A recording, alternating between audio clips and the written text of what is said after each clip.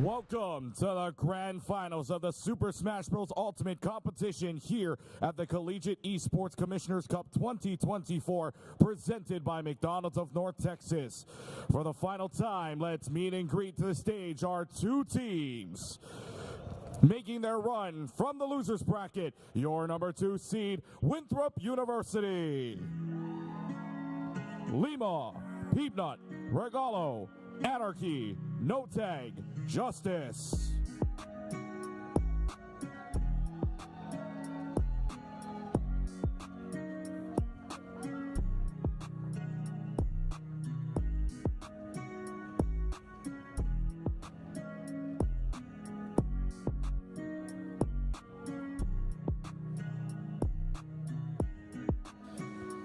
And their opponents, undefeated in the bracket, the number 5 seed, Fisher College Northeast.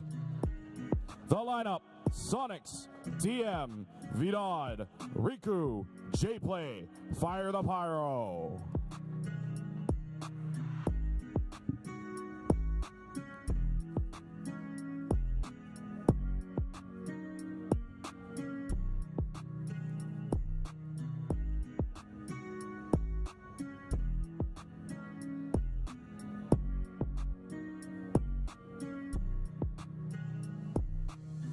Now, please welcome back to the stage for the pre-match showdown, your host, Hercules. Hi, everybody. Welcome back, and thank you so much for hanging out. Guys, congratulations on Champ Sunday. I'll let you take your seats. Before we get started, though, I would love to talk to a couple of y'all if anybody wants to come and hang out with me. We're going to see. I think some of y'all are figuring your way up to the front. Hello there. Welcome in. Hi, Hercules. Hi, welcome up to the main stage, man. All right, this is kind of crazy. This is full-blown David and Goliath. You've got somebody who has never lost. You guys have been on a rampage this weekend. It is insane. The whole world seems to try and take you down, and you are not letting anybody do that. What does it feel to kind of be on a team that has had so much success? You know, it feels pretty good to be on a team like this. We got a bunch of crazy players on my team, you know. We got a bunch of crazy players on the other team as well. They got an army, but we got the Hulk. And he's, this time he's blue and he spins. And let's just say, they don't know how to deal with that shit. And they don't know how to deal with any of us either, so we're ready to fucking take them on. I respect it. Now, on the other end of things, you guys are kind of making the miracle run right now. We've seen all of your runs throughout the weekend, in particular Lima. Yesterday looked almost psychotic. What are the expectations that you guys have for yourselves today coming in against somebody like Fisher? I watched our JV team take their throps all over 75% of this team over here. So I'm going to watch our varsity team use their throps all the way out as much as they can. And I'm going to be here watching the whole time, supporting my team, because I watched these 6 players do all of this without me. I love Winthrop. I love those 6. That's my varsity team. I love it. Everybody, give it up for Fisher College and Winthrop. Let's get our handshake going. And we're going to kick things off here. Congratulations, boys. Good luck to the both of you. Thank you for hanging out with me. Everybody, it is officially time. Championship Sunday for Smash Bros. Here at CECC 2024. With that being said, casters, take it away.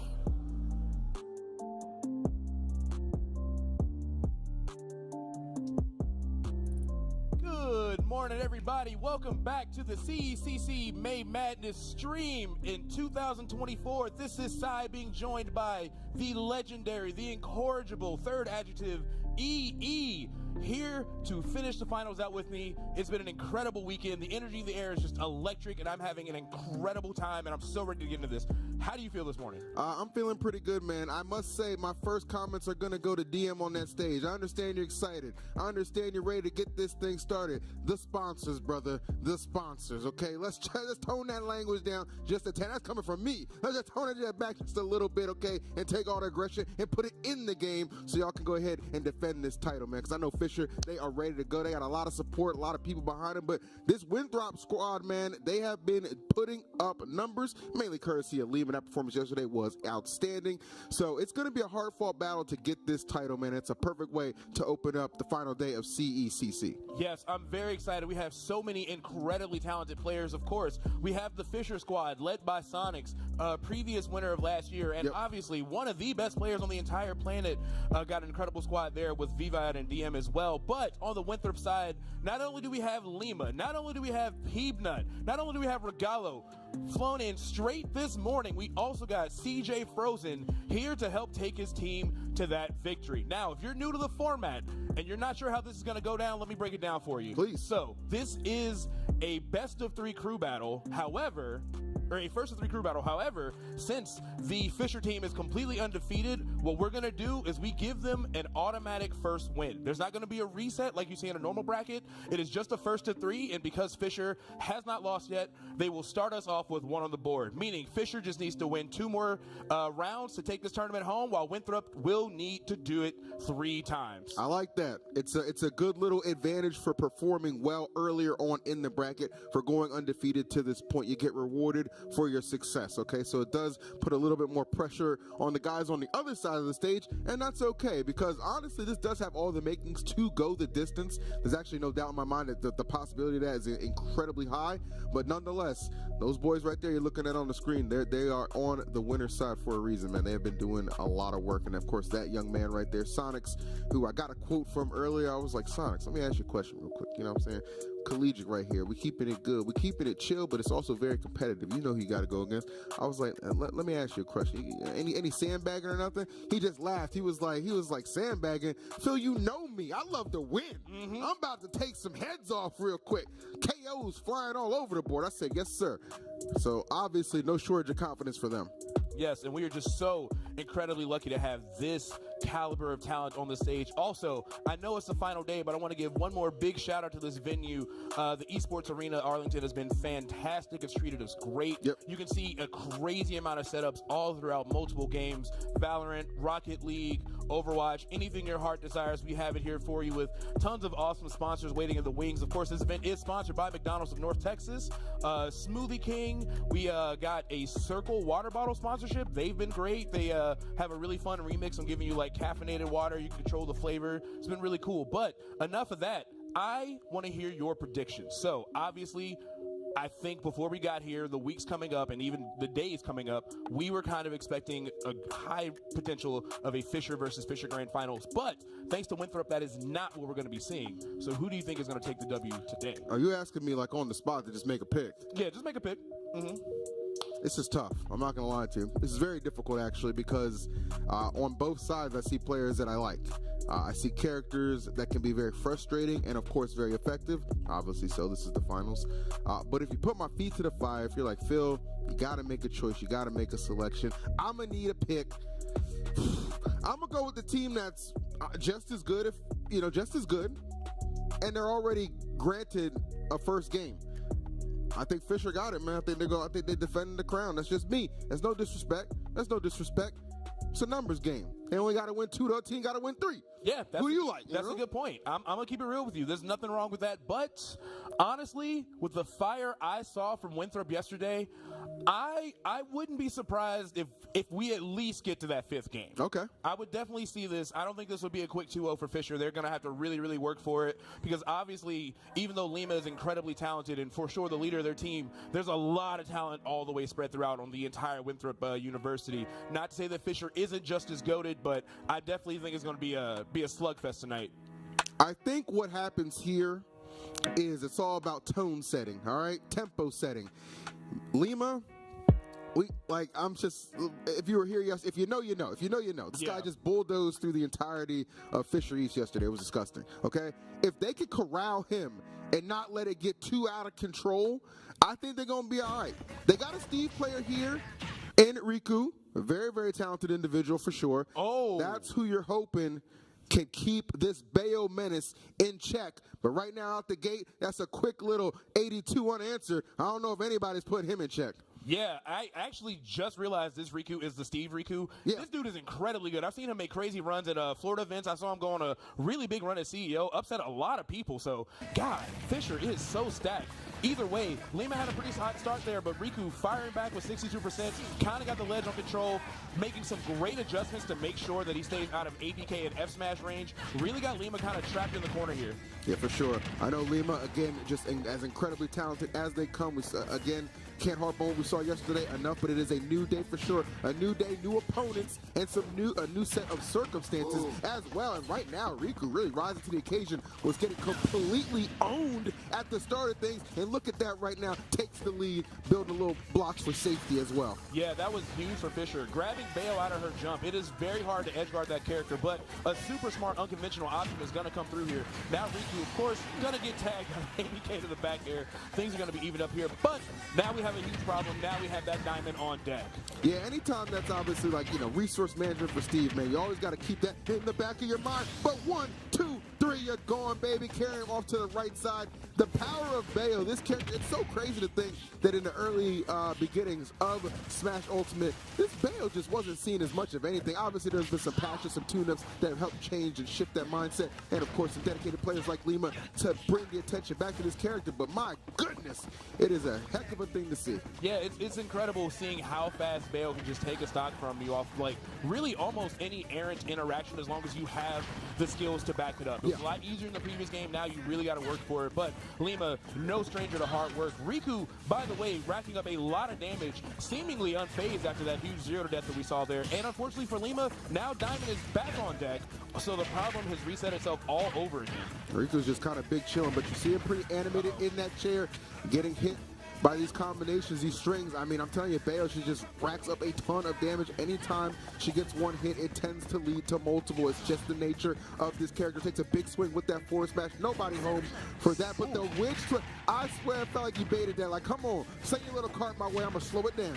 Yes, Steve is a character that lives by minecart, but he dies by minecart. If you have solid answers, especially like Witch Time, you can take so much of Steve's gameplay away from him. And taking away for that first round is going to be Lima with that forward air train. Excellent stuff. Great way to close that out with a 2-stock because things are getting really dicey.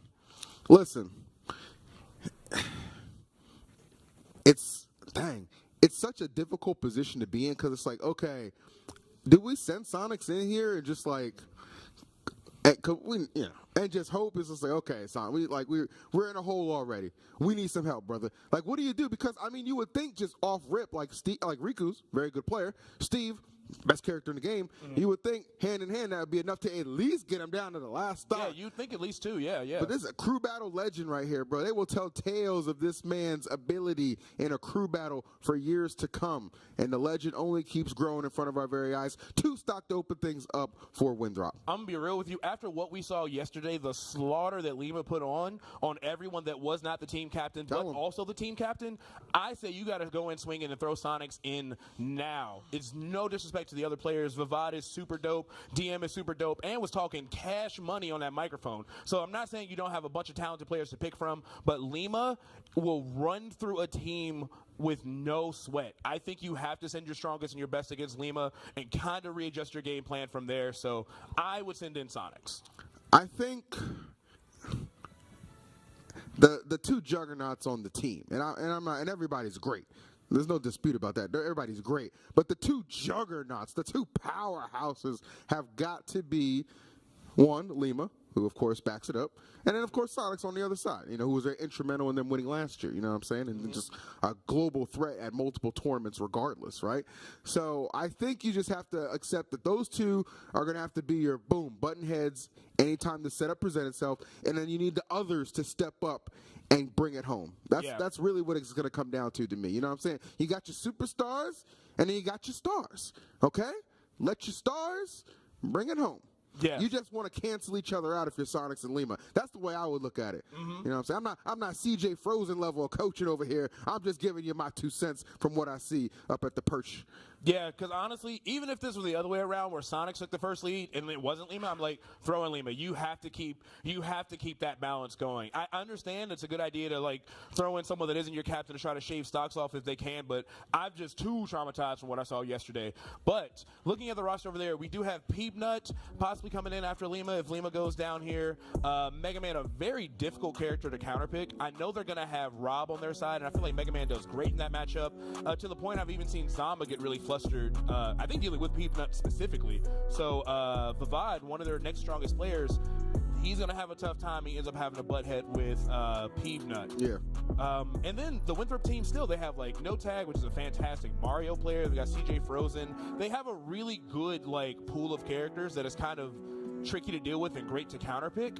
The Fisher side, of course, Pikachu and Rob and Sonic, that's all solid. And of course, Riku the Steve, completely forgot he was on this team. He's incredibly good. Wasn't able to clutch it out against Lima. Still made some good plays, but this is definitely going to be a fight. But I am happy to say that Winthrop does have the lead, because I would love to see this series go all the way into the final round. It very well does have that capability, because they do have those players who could show up and perform 100%. So a lot of deliberation, I guess, going on for the Fisher side of things. But listen, if y'all got intentions of maybe taking this to Game 5, y'all got to make some quick calculated plays. People just be hesitating, all this other stuff sitting on their hands. No, bro, you a gamer? Sit down and game. Let's go. I want to see some action. Let's get to it. I want these 5-minute breaks, but I'm going to tell you right now, I want to see some play. I want to see some play too. I really do. All right, that's a nice controller. Wish somebody was using it. I love the art on it. It's pretty sick. It is pretty sick. Love me a Venusaur. That's what's up, man. Gen 1, best one, baby. You know the vibes. Mm-hmm. I'm old. Yeah, so I guess they're still going to be debating. Maybe we have somebody walking to the... No, I lied. Okay. Well, either way, I'm going to be filling and just saying words until we get our next person. I like that chair right there, that McDonald's chair. Mm-hmm. Yes. Little emblem right there. Okay. Hold on now. That's pretty clean. Okay, Sonics is back there. The team captain. Maybe he just got back to the team. Maybe he had to change his control or something. I don't know. No need to speculate. I think he's looking for his control. I think they're about to send him in. They know. Yes. There we go. Correct decision right here. Yes. I guarantee. Listen, you can't, this is the only person who might make Lima, have to do the gamer, how you're sitting, you're chilling back. You know what I'm saying? Oh. You know what I'm saying? One of those real quick, which is good. Because, again, you just want to be able to cancel each other out there. Now, I do a little bit more than canceling out here, though, because you are 2 stocks in the hole. So Sonic's going to have to make the plays to get the team back in the game. And, of course, obviously, as a veteran of the Smash scene, we have both seen countless incredible clutch plays from Sonics. We've seen crazy matches going down in just the last couple of seconds. We've seen him win in those scenarios. We've seen him unfortunately take the L every once in a while in those scenarios. But he is no stranger to the pressure of this big stage. However, I am curious about this. If Sonics is able to take this over Lima, who do you send in against that menace? That is hopefully something that they've already discussed. I would imagine so, right? Because he is definitely good. If you're basically hoping, okay, Lima, you're gonna have the 2 stocks to his 3 stocks. Cool, bro. We know how godlike you are. You know what? Just get him down to that final stock. We'll have somebody who can finish the rest. That's pretty much what you're hoping for. But will that be the case? I don't really know about it. We shall find out right now as we head to Stadium for the second game in this first matchup of Grand Finals. Best of 5. That's right, best of 5. Now, Sonics has been the boogeyman, nearly dying in the first interaction against Lima here. Loving the aggressive edge guards, going deep with those witch twists. Not able to take the stock just yet. Sonic's just going to kind of hold his ground. But yes, viewers at home, we finally get to see the boogeyman of this bracket, the #1 seed of the entire event, Sonics himself, taking on Lima. Absolutely. Oh, nice. I like that. Actually kind of maybe baited out that up smash attempt from Lima. One thing that's really interesting about Sonics is, as good as he is the entirety of this year, a lot of second places, man. A lot of second places. Has not got that big W just yet. This event could be the tone shifter for his year that's going to allow him to start boom, boom, boom. First place. Something he's rather become accustomed to, especially in the last year. But this year, like I said, man, a lot of second places. But he does not want to allow this to be another one on the mantle that just got away from him. Yeah, something about 2024. Always a bridesmaid, but never the bride. Let's see if maybe he can find a stock off of Lima here soon. Lima's got a lot of momentum, really controlling that airspace, and honestly edgeguarding Sonic in a way that most players on this planet just cannot do. Yeah. I love the coverage. I love respecting that Sonic is going to go high and having an answer for everything, but never, ever overextending. Yeah, not at all, man. But still, even with all that talent, he does find himself in a little bit of a precarious situation. I mean, 149. That's definitely going to be something Lima's looking to take advantage of, and there it is, right on the money. Beautifully done, and they are just swinging. I love the aggression between these two. Great call out from Sonics as well. The recognition to hit that up smash, 10 out of 10. Yeah, incredible play from Sonics, and a great way to take advantage of all this rage, because Lima starting to get to those Marthritis percents where things don't really confirm anymore. Gotta kind of look for a stray hit, maybe a jab or an up throw or an F throw or something stray. But that back air will do it, so Lima does get that stock off. Lima already taken 4 stocks off the Fisher team. Sonics here with 2. And obviously, if you're familiar with Sonics, you know he loves to take his time. Just going to wait on that angel platform. Oh, timing on these floors. Oh, not again. Back to back. Hold up now, Canelo. Slow it down. Slow it down. Right. He ain't got to hurt nobody. Sheesh. God, winning by TKO right there. And I've seen this exact interaction where Sonics finds a 2-frame on Lima in just crazy positions. So loving that he got both those. Tons of damage on Lima. Lima so far not able to physically catch up to Sonic and really struggling to get another hit confirmed. Yeah, 100%. Looking pretty solid, though, at the moment for Sonics. Again, the whole point here, walk away with this with at least 2 stocks, close that deficit by 1, and he's practically there. Lima hoping to slow it down a tad bit, gotta get the percentage back, but it continues to tick away. I do like the exchanges between the two, though. Never quite sure what's going to be the finishing blow here. And you know what? I'm being reminded when people were discussing Sonic's just insanity in this meta. Lima was saying, hey, have we really labbed this matchup? Do we know what the different spin dashes do? Do we really know what's happening? Yeah. Have we really put the work in? So I remember that tweet, actually. Yeah, I remember seeing that, like, yo, let's come together and actually figure this out. I like that. You want some camaraderie amongst other top players for sure, but I don't know. Was it enough time to lab? Did they figure anything out? Sonics? He's in a good position, but not the greatest. Lima has taken back the lead. That forward throw, a little terrifying. And look, I love the fact, never afraid to challenge off stage, and that's why, baby. That is why, and that's huge, because that's going to keep the lead intact either way. yes. You're good. You did what you needed to do. Lima setting up the Winthrop squad for so much success. Not only taking out the first player, but 2 stocks off Sonic, the scariest player in the building. Lima gonna barely survive. Oh, and the homing attack gonna clutch things out. Sonic said, you want an edge guard? I will give you an edge guard. Incredible play from Sonics. It's funny that he went for that, because I remember it was either yesterday or Friday. Somebody on his team was yelling at him like, we told you to stop doing that. It's too risky. And he's like, I know. Proceeds to get on the stage, grand finals, biggest moment of the tournament. Do it again. Yeah. Also, if Lima had sniffed that out in air dodge, I would have lost it. You never know. You always see it. Honestly, Sonic and Bale, they both kind of pay the same tax. Everybody that has a crazy recovery finds a way to SD. I don't know what it is. But it do be like that. But great job. I mean, Lima yet again proven to be a menace. Gives the squad 5 stocks before losing his own 3. Excellent job on his part. So now it's just like, okay, do we have somebody who can get in there and do enough? It looks like they're trying to lean on Peeb. I think that's a solid answer. I don't think Peeb is a bad answer, and let me tell you why. I do think Peeb is going to struggle initially against Sonics. Yeah. But if he takes just one of those stocks, that means the next matchups he's got coming in are most likely going to be either Rob or Pikachu. Okay. And I feel like Mega Man does great against Rob and does pretty solid against Pikachu. However, if Sonics is able to clutch this and get a 3-stock comeback, that is going to be massive for the Fisher side. They are definitely deliberating. Again, it's all about having to play your way out of the deficit right now. That man right there put them in insanity. But you know what? This is very doable for somebody of Sonic's caliber. So again, whoever they do send him, you said probably going to be Peebnut.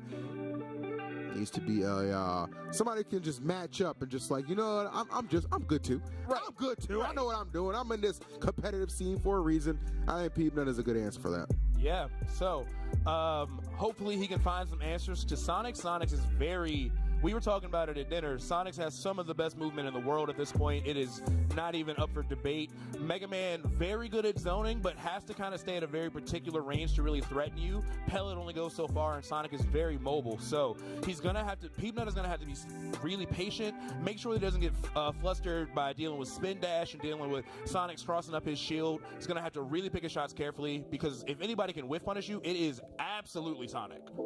That is a big fact, to say the least. Peanut, Sonics, let's go. 2-stock deficit for Fisher Northeast, hoping that their main man, their MVP, their go-to guy, the cleanup man on the squad, can erase the deficit.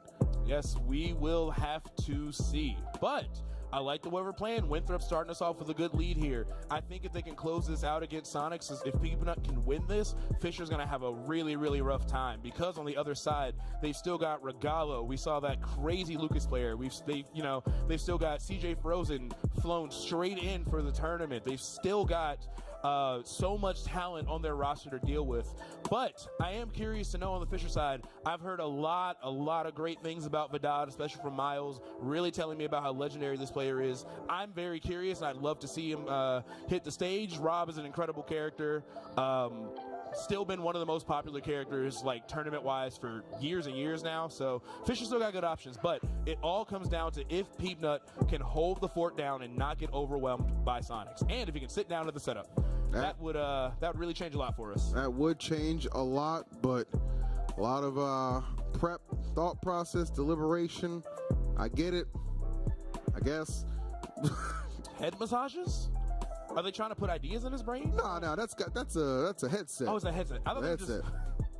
That would be insane, right? I was like, all right, camaraderie is one thing, I guess. Okay. Moving different, bro. Hey, whatever it takes. Whatever gets you that dub. Also, shout-outs to all the viewers, and, of course, big shout-outs to Hungry Box for the restream. Love that you're here supporting this event through the channel. That's really awesome. Shout-outs to you guys for watching. Chat, I'm curious, who do you think is going to take this to squad featuring Sonics and Riku and Vivad, which is the Fisher team, or do you think it's going to be the Winthrop squad with Lima, Peanut, and Regalo? Good Lord. I guess we will find out later. Man, I remember back in my day when we wanted to play the game, we sat down and we did it. You remember those days, EE? These guys are comical. It's very entertaining. I think half the fun of watching, sometimes to me anyway, is just like, okay, what are all the necessary preparations to actually play? You know what I'm saying?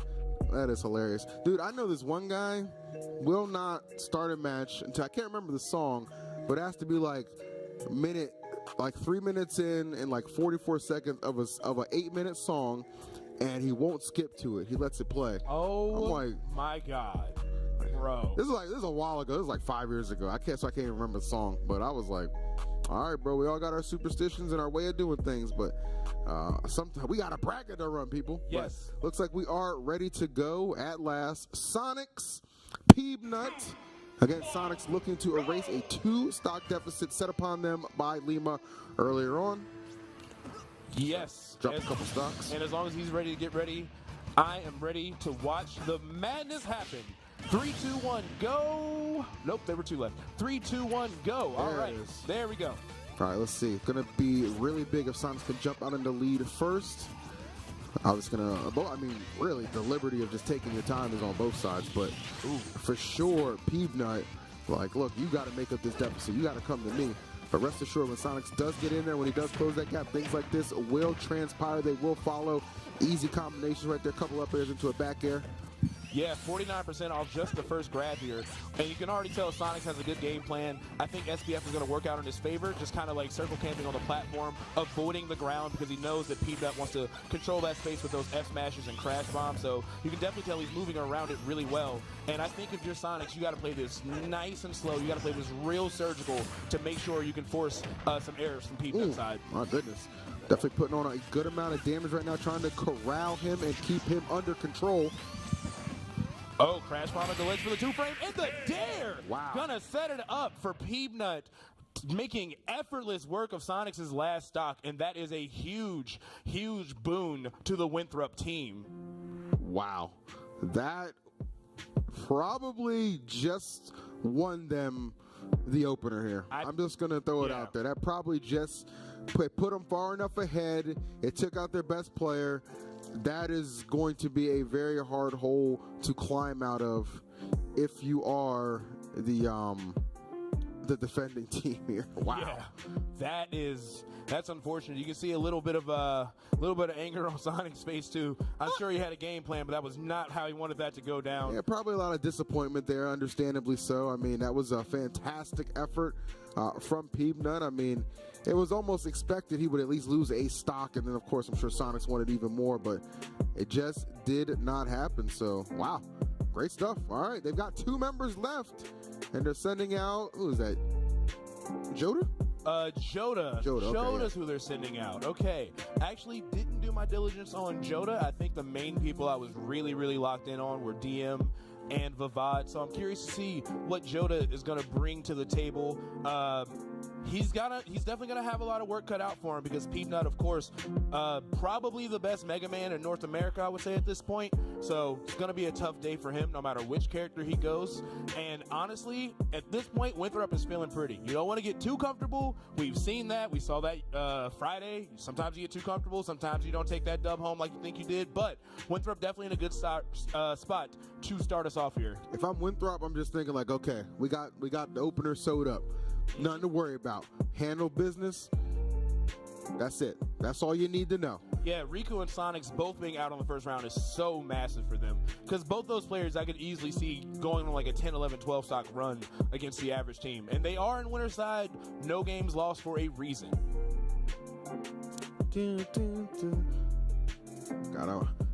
Very interested to know what the mindset is in this huddle right now, what they're thinking about. Me too, bro. As they understand that the first round truly is on the line and not looking too good.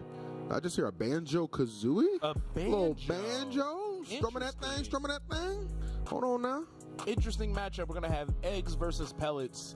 That's going to be a little bit of a weird one. I imagine they're both going to be kind of sort of trying to zone in like the same area, so it's definitely going to be a tough one. Let's see if Joda can keep up with Peanut, though. Peanut is so good at mixing it up and honestly so good at finding those surprise kills. That down air really, really threw Sonics off his game. I've seen him get a lot of mileage out of having that crash bomb at the ledge 2 for the 2-frame. I think that's kind of a stronger tool than people really respect from Mega Man. Yeah. I mean, he won. How much coaching do you need? Go. Play the game. Play the game. You guys are hilarious. All right. Here we go. Okay. Peanut, the man, keeping the momentum going that Lima started. Winthrop, great position to be in right now. But you never know, man. You still got 2 players left on the side of Fisher East. Things can change at the drop of a dime, but I don't know. The only thing getting dropped right now in them stocks, it is a 3-stock deficit for them Northeast boys. Let's see if Joda can help. All right, I like the attempt. I think the banjo meta is starting to move up a little bit, and we're seeing more of those confirms from that egg right there, the second one. Mm-hmm. We've seen some crazy combos, some like platform restands. There was a Japanese banjo I was watching at something that was just absolutely incredible. Yeah, you're probably thinking of TG. Yeah, TG. He's absolutely filthy, so definitely another person probably helping to push the meta forward in that regard for sure, my man. No doubt about that. As we see right now, Joda, not doing a bad job, hanging tough. Yeah. Both these characters can definitely frustrate with a lot of those projectiles as well. Mm-hmm. And one thing we're seeing from Joda, he's got a pretty good amount of damage here and going to get bailed out by that grenade. But Peanut starting to get to those 80, 90%. And he's been doing a really good job of saving those side Bs. But as I say that, he's starting to kind of just sort of let him rip. Definitely kind of comfortable, man. You might see, you honestly might see a few options that seem a little bit more risky just given the comfortable lead that they do find themselves in, right? So you do get the ability to take a little bit more liberties, but that's pretty basic Mega Man action right there. Let me pressure you in that corner, come through and just slice you out with that back air. Clean execution and gameplay from Peanut early on. But the Wonder Wing catching them big, but not enough to KO. Yeah, that's the exact situation I was talking about, and I totally understand why we have Hollow Bastion. So easy to find that confirmed with the middle platform is such an important part of the stage. Yep. So great counter pick from Joda. Wasn't able to take the stock just yet, and Peanut still ramping up here pretty good, but definitely going to be respecting that option from here on out. Goodness. This is looking like a landslide victory. with what we are seeing unfold right now, Lord have mercy. Yeah, Joda just can't really get his footing here. Kind of starting to panic, kind of get a little bit more predictable with these side Bs, and Peanut just respecting it. Went a full 60 seconds without getting touched at all right there. It's just a lot of rinse and repeat for Peanut too, man. I'm just going to throw these aerials at you. I'm going to chuck you off stage. Like, that's it. Yeah, that's all he's got to do. No real risk here. Now, doesn't even have the side B, so the tech track side B, which was probably the scariest thing in Banjo's kit, that's going to be offline here. Crash Bomb going to bail Peanut out of the tech chase too. Really, really good awareness. And the up tilt out of seemingly thin air going to shave another stock off of Joda. I know he didn't see that coming. It's so crazy that he had a window to actually get that to connect, because I mean, and that's in the back of his mind too. Like, okay, if he comes through after this pressure, he's going to try and get in on me. Nope, I'm just going to put him in the dirt. And sure enough, that was the case. Retaliation finally, though, coming from Joda, but he is down to that final stock, and it is progressively getting more and more bloody as the match continues. My Lord. Let him breathe. Let up on the gas a little bit. Man, if you don't follow Peanut on Twitter, let this match be a reminder why. Because he always has the sickest Mega Man clips. Just putting on a clinic against Joda. Joda just struggling to find any semblance of footing. Everything's getting called out. Jumps from the ledge, getting read yet again by Peanut. Joda just fully forced to just panic and try to catch up. But there's just nothing doing for the Fisher Banjo. Yeah, it's over, man. I don't like. There's no way. There's no nice way to say it, because ain't nothing nice about this match right now. Peanut has dominated from start to finish. 1-54 on Joda, just struggling to get back to the stage. He gets back all right, but he don't like what he sees when he arrives. Back here cleans it out. Very solid stuff. Yeah, and I think, honestly, I think Joda's a great banjo player, but sometimes you run into something you can't control, and that is called the skill diff. Yeah. I think Peanut's control of the neutral was incredible. I have never seen banjo edge guarded for that long, or ledge trap for that long consecutively, and after burning the side Bs, Peanut respected all of them, so if you don't have that option in your pocket, Banjo really struggles in that position. And Peanut took full advantage of that. I got Justice is over there gassing up his boy like, yes, sir.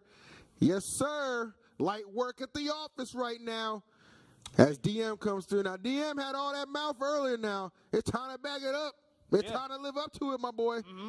Using a lot of words that we're not allowed to say on this side of the desk. So, 9 stocks to 3 in our opening match with Winthrop versus Fisher. Not what a lot of people saw coming. I know the Winthrop team is stacked. We're well aware because we've seen it go down all weekend, but I think a lot of people just tuning in up from home kind of assume this being an auto W for Fisher, but that is not what we're going to have happen. Yeah. However, if you're keeping score, because Fisher's on the winner side, they do still have 1 point on the board because they have not lost the entire tournament, so they do have an advantage, and this will simply tie things up. But unless DM can take 9 stocks from Winthrop, it's looking like a rough first start for them. Yeah, honestly, that champion's advantage is just, it's kind of rendered null and void after like what is going to be inevitably the conclusion of this match, because it's like, okay, you get the automatic freebie, pressure's all on them. Those guys said, oh, pressure, we let that stuff. Give us some more.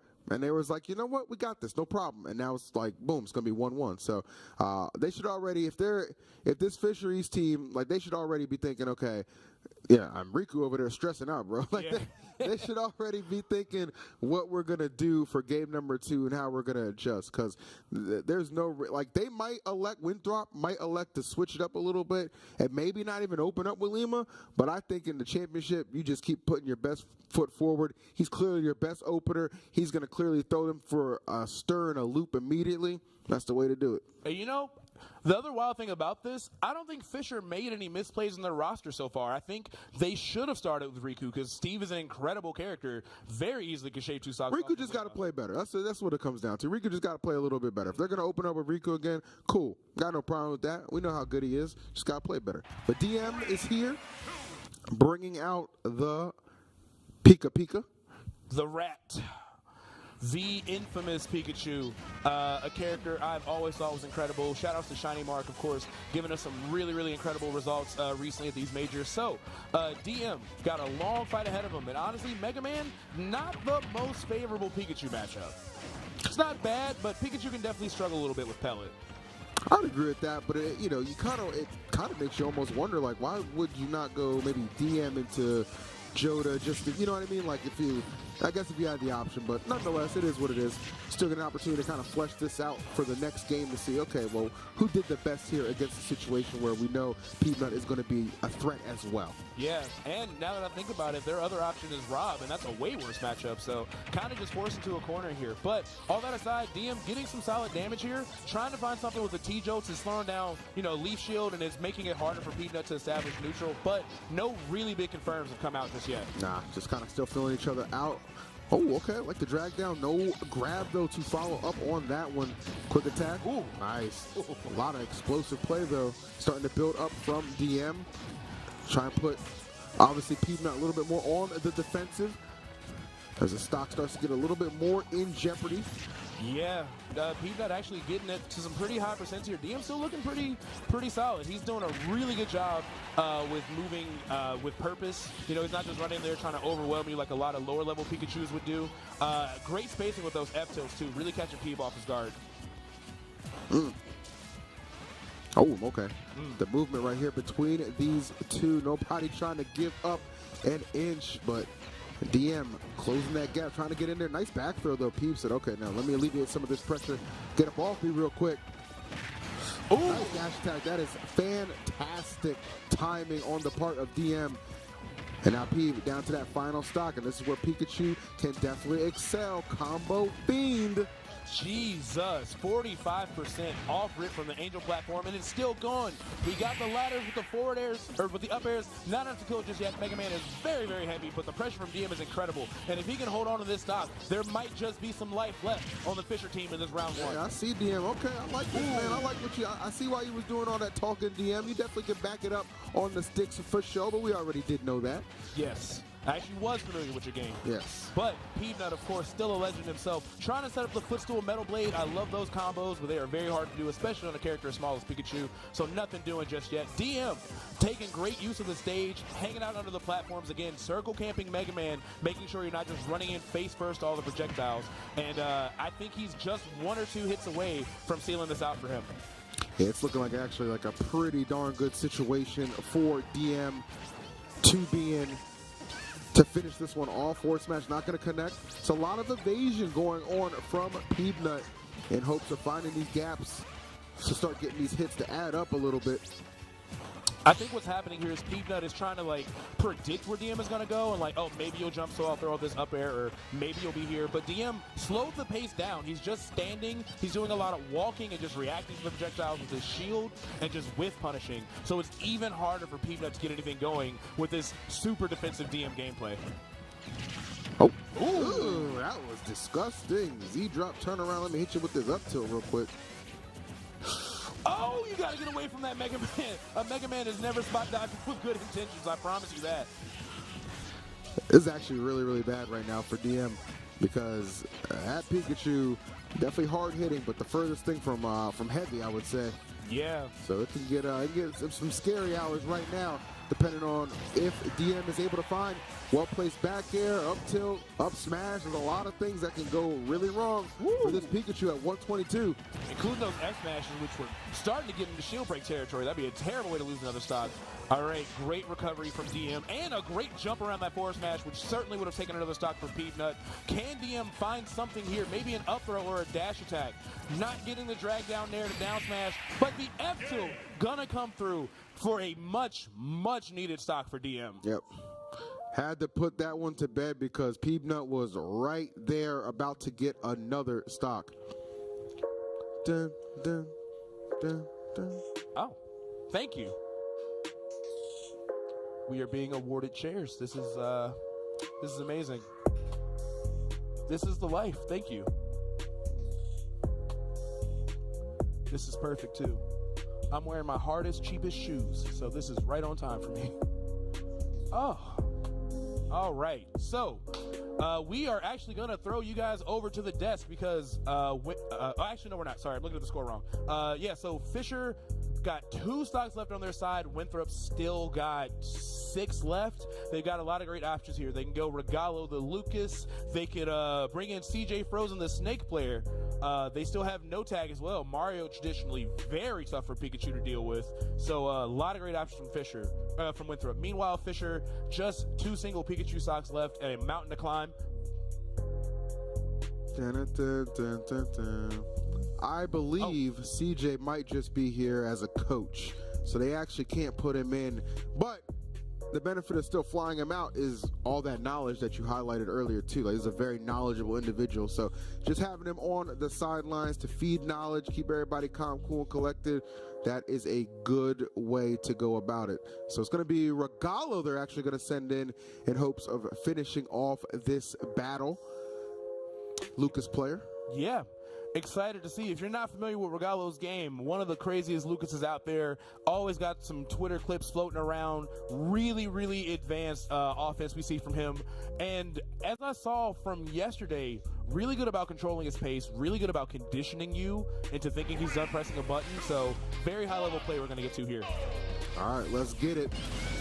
We'll quick SD from DM. 2 stocks, 2 threes. Very well could put this opening bout here of Grand Finals, the first game, could very well put it to rest. Yeah, let's see what DM has in the tank. If DM is able to do this somehow, of course, could be in a solid spot, but Regalo, no slouch. 3 stocks off of Lucas is a hard day, especially the way Regalo runs it. Yeah. Oh, nice. Yeah, already racking up a ton of damage here. Not going to get grabbed. That could have been a disaster. Lucas's PK Thunder 1 we've seen set up for tons of edge guards, and so does the PK Freeze. God help you if that hits you off stage. Yeah, I can tell Regalo is all the way involved. Oh my goodness, he is content. Let me just keep tossing him, keep him off the stage. You want to come back, you're going to pay that tax for it. Yeah, this is looking brutal. DM only finding straight hits with these quick attacks. Nothing really too scary for Regalo, and Regalo's edge guarding has been phenomenal in this first stop. Yeah, Regalo is on it. Oh, that there, yeah, that's enough. That'll send you to the blast zone across the stage. Well done. Final stock here for Fisher Northeast. Yeah, things not looking so great for the Fisher team so far. But maybe we've seen miracles happen. Who knows? Either way, Regalo still only at 82%, just kind of hanging out in the center. Got some great shield discipline. The DM really hasn't been grabbing him out of yet. So he's more than happy to just kind of play this tit-for-tat token game and see what he can get. Yeah, that is 100%. Oh, my goodness. I love the commitments right here that we are seeing. Smart, yep. Pikachu obviously going to throw out the projectiles. But Lucas has the ability to absorb those, regain some percentage, and keep this train rolling. Yeah, very important back here for DM right there. Regalo was looking for some nasty stuff with that drag down dare. I've seen Lucas get crazy lucid. You really wouldn't expect that character to have, but he's just fully in control of the pace right now. He's taking his time at the ledge. DM is just struggling to get anything substantial on this final stock for Fisher. Well, he's just being worn out, essentially. I mean, like, goodness. Oh, what a crazy pick up the phone, bro, because you just got called out. Good grief. Oh my God, that was a fantastic way to end round 1. Ooh, that has to hurt. Stick right to the face. Just dang, just got beat up by a middle schooler. It'd be like that sometimes. It do be like that. That was some nasty work, to say the least. Well done, Regalo, coming in and well, leaving the Fisher squad looking a little disheveled. Yeah, they are. You know what I'm saying? Like, all right, well. They all look like they just got the bad ending of an RPG. Like, they're just like frozen right there. It's a little tough, I'm not going to lie. That was rough. So champion's advantage is gone now that things are evened up 1-1. So really, whomever wins the next 2 will be the champion. Winthrop, dominating performance in the first game. Wow. Yes, and Winthrop, as strong as the team they are, still was considered the underdog, but man, oh man, are they making work out of the Fisher roster. Of course, had to also beat Fisher East this weekend, so Winthrop just been an incredible team. But guys, we are going to throw it over real quick while they're figuring out how they want to start off round 2 to our analyst desk. So shout outs to you guys. Let's hear your thoughts. Winthrop did it, starting off hot in this first grand finals here at the CECC May Madness. But now it's just 1-1. But I want to get into set 1 before we dive into any of the future. First off, Miles, I got to ask you, Peanut best Mega Man? Yeah, Peanut best Mega Man. But Peanut is also really crucial to the overall flow of this match, because most teams, they usually only have one player who might be able to make a dent in Sonic's hull. not the case for Winthrop University. Peebna being there as a presence means that Winthrop can use Lima a little more liberally. They can throw him in to take out other strong matchups who might run through the rest of the team. And then when Sonics comes in, even if Lima is weakened, Peebna is still there to hopefully, as we saw in that case, clean up against Sonics. With that said, Kat, I want to know what your thought is on the current matchup. Oh, the matchup, particularly the matchup that you mentioned. I think pictures speak louder than words. I gotta say, what speaks louder than pictures is action. So the matchup is indeed winnable. The matchup is winnable. Don't give up. Sonics doing some serious damage. Hold on, come on. Let's get that. I want to say Sonic's an absolute Chad for having that in the first place, but lovely stuff. Now, let's take a look at the lineups. What adjustments can be made to the Fisher lineup, Artie? Honestly, so we were discussing this before, like mid-match actually we were discussing this, and it's you really are presented with kind of two options because your standout star is Sonics, and you know that everyone is going to be putting in so much resource to make sure that Sonics is taken care of or is weakened as much as possible. So you can lead with Sonics and have Sonics just go through as many stocks as possible and almost guarantee that if you have trust and faith in his ability to perform, that he can run through that roster and get at least two Peep Nuts or get to Lima and knock them down a couple of stocks. And at that point in time, I anticipate if those two are playing our back-end anchors, so to speak, we have 2 stocks remaining on Sonics into a 3 stock against either of those two. We burn both of our stocks on Sonics, but we knock that one of the last 2 people down to 1 stock. But you have to trust Sonics to do that. On the other side, you put as many resources in front of Sonics to knock down as many resources from the other side. But the issue is that when you have such a powerhouse of a player and you're expecting a 3 stock to go up against, in theoretically 6 stocks still remaining, you have to have confidence and trust in your teammates that they are going to wither away the fortitude that is existing on Winthrop's side with their own power. But one thing that we also discussed is, Winthrop, they all practice together. They have a kinship, a bond that because they are all together in person, it's really hard to develop that when you are a pro player that is focused on the pro circuit and you're traveling a lot because of that, and you're split between school focus. You don't get to hang out as a friend group or have the camaraderie that Winthrop does have. So there is a lot of faith in those players to do what needs to be done, and you trust that, hey, my whole point of going in here is I'm probably going to get 3 stocks. I don't need to play risky. My goal is literally just to take 1 stock off of this other person.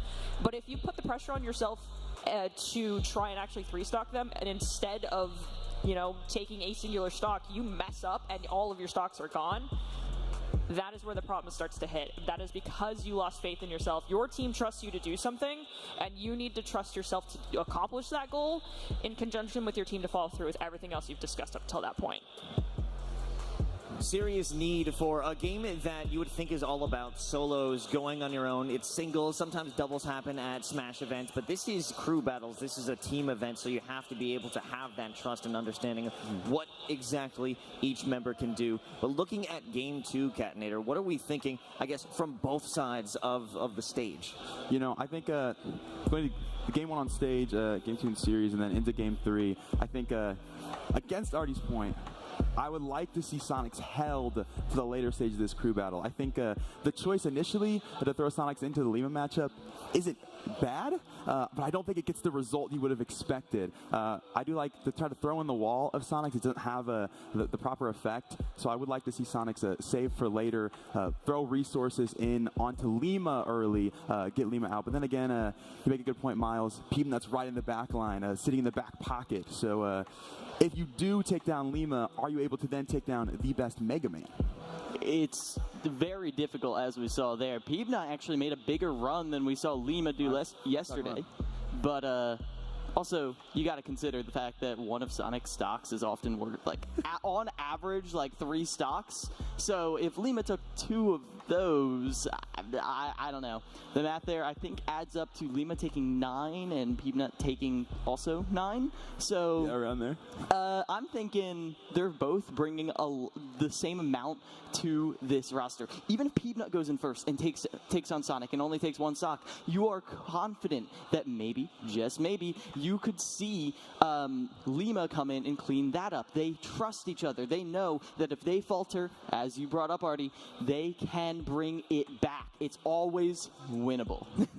Always winnable, and I think you could always win if you have one of the Dude Perfect Smoothie King smoothies. They teamed up to create a new epic smoothie packed with real fruit and vanilla protein, now available in 3 limited edition collectible cups. So make sure you get the new Dude Perfect smoothie at Smoothie King. And now we're going to have a smooth transition back to the stage. Sai, EE, let's see set number 3, technically.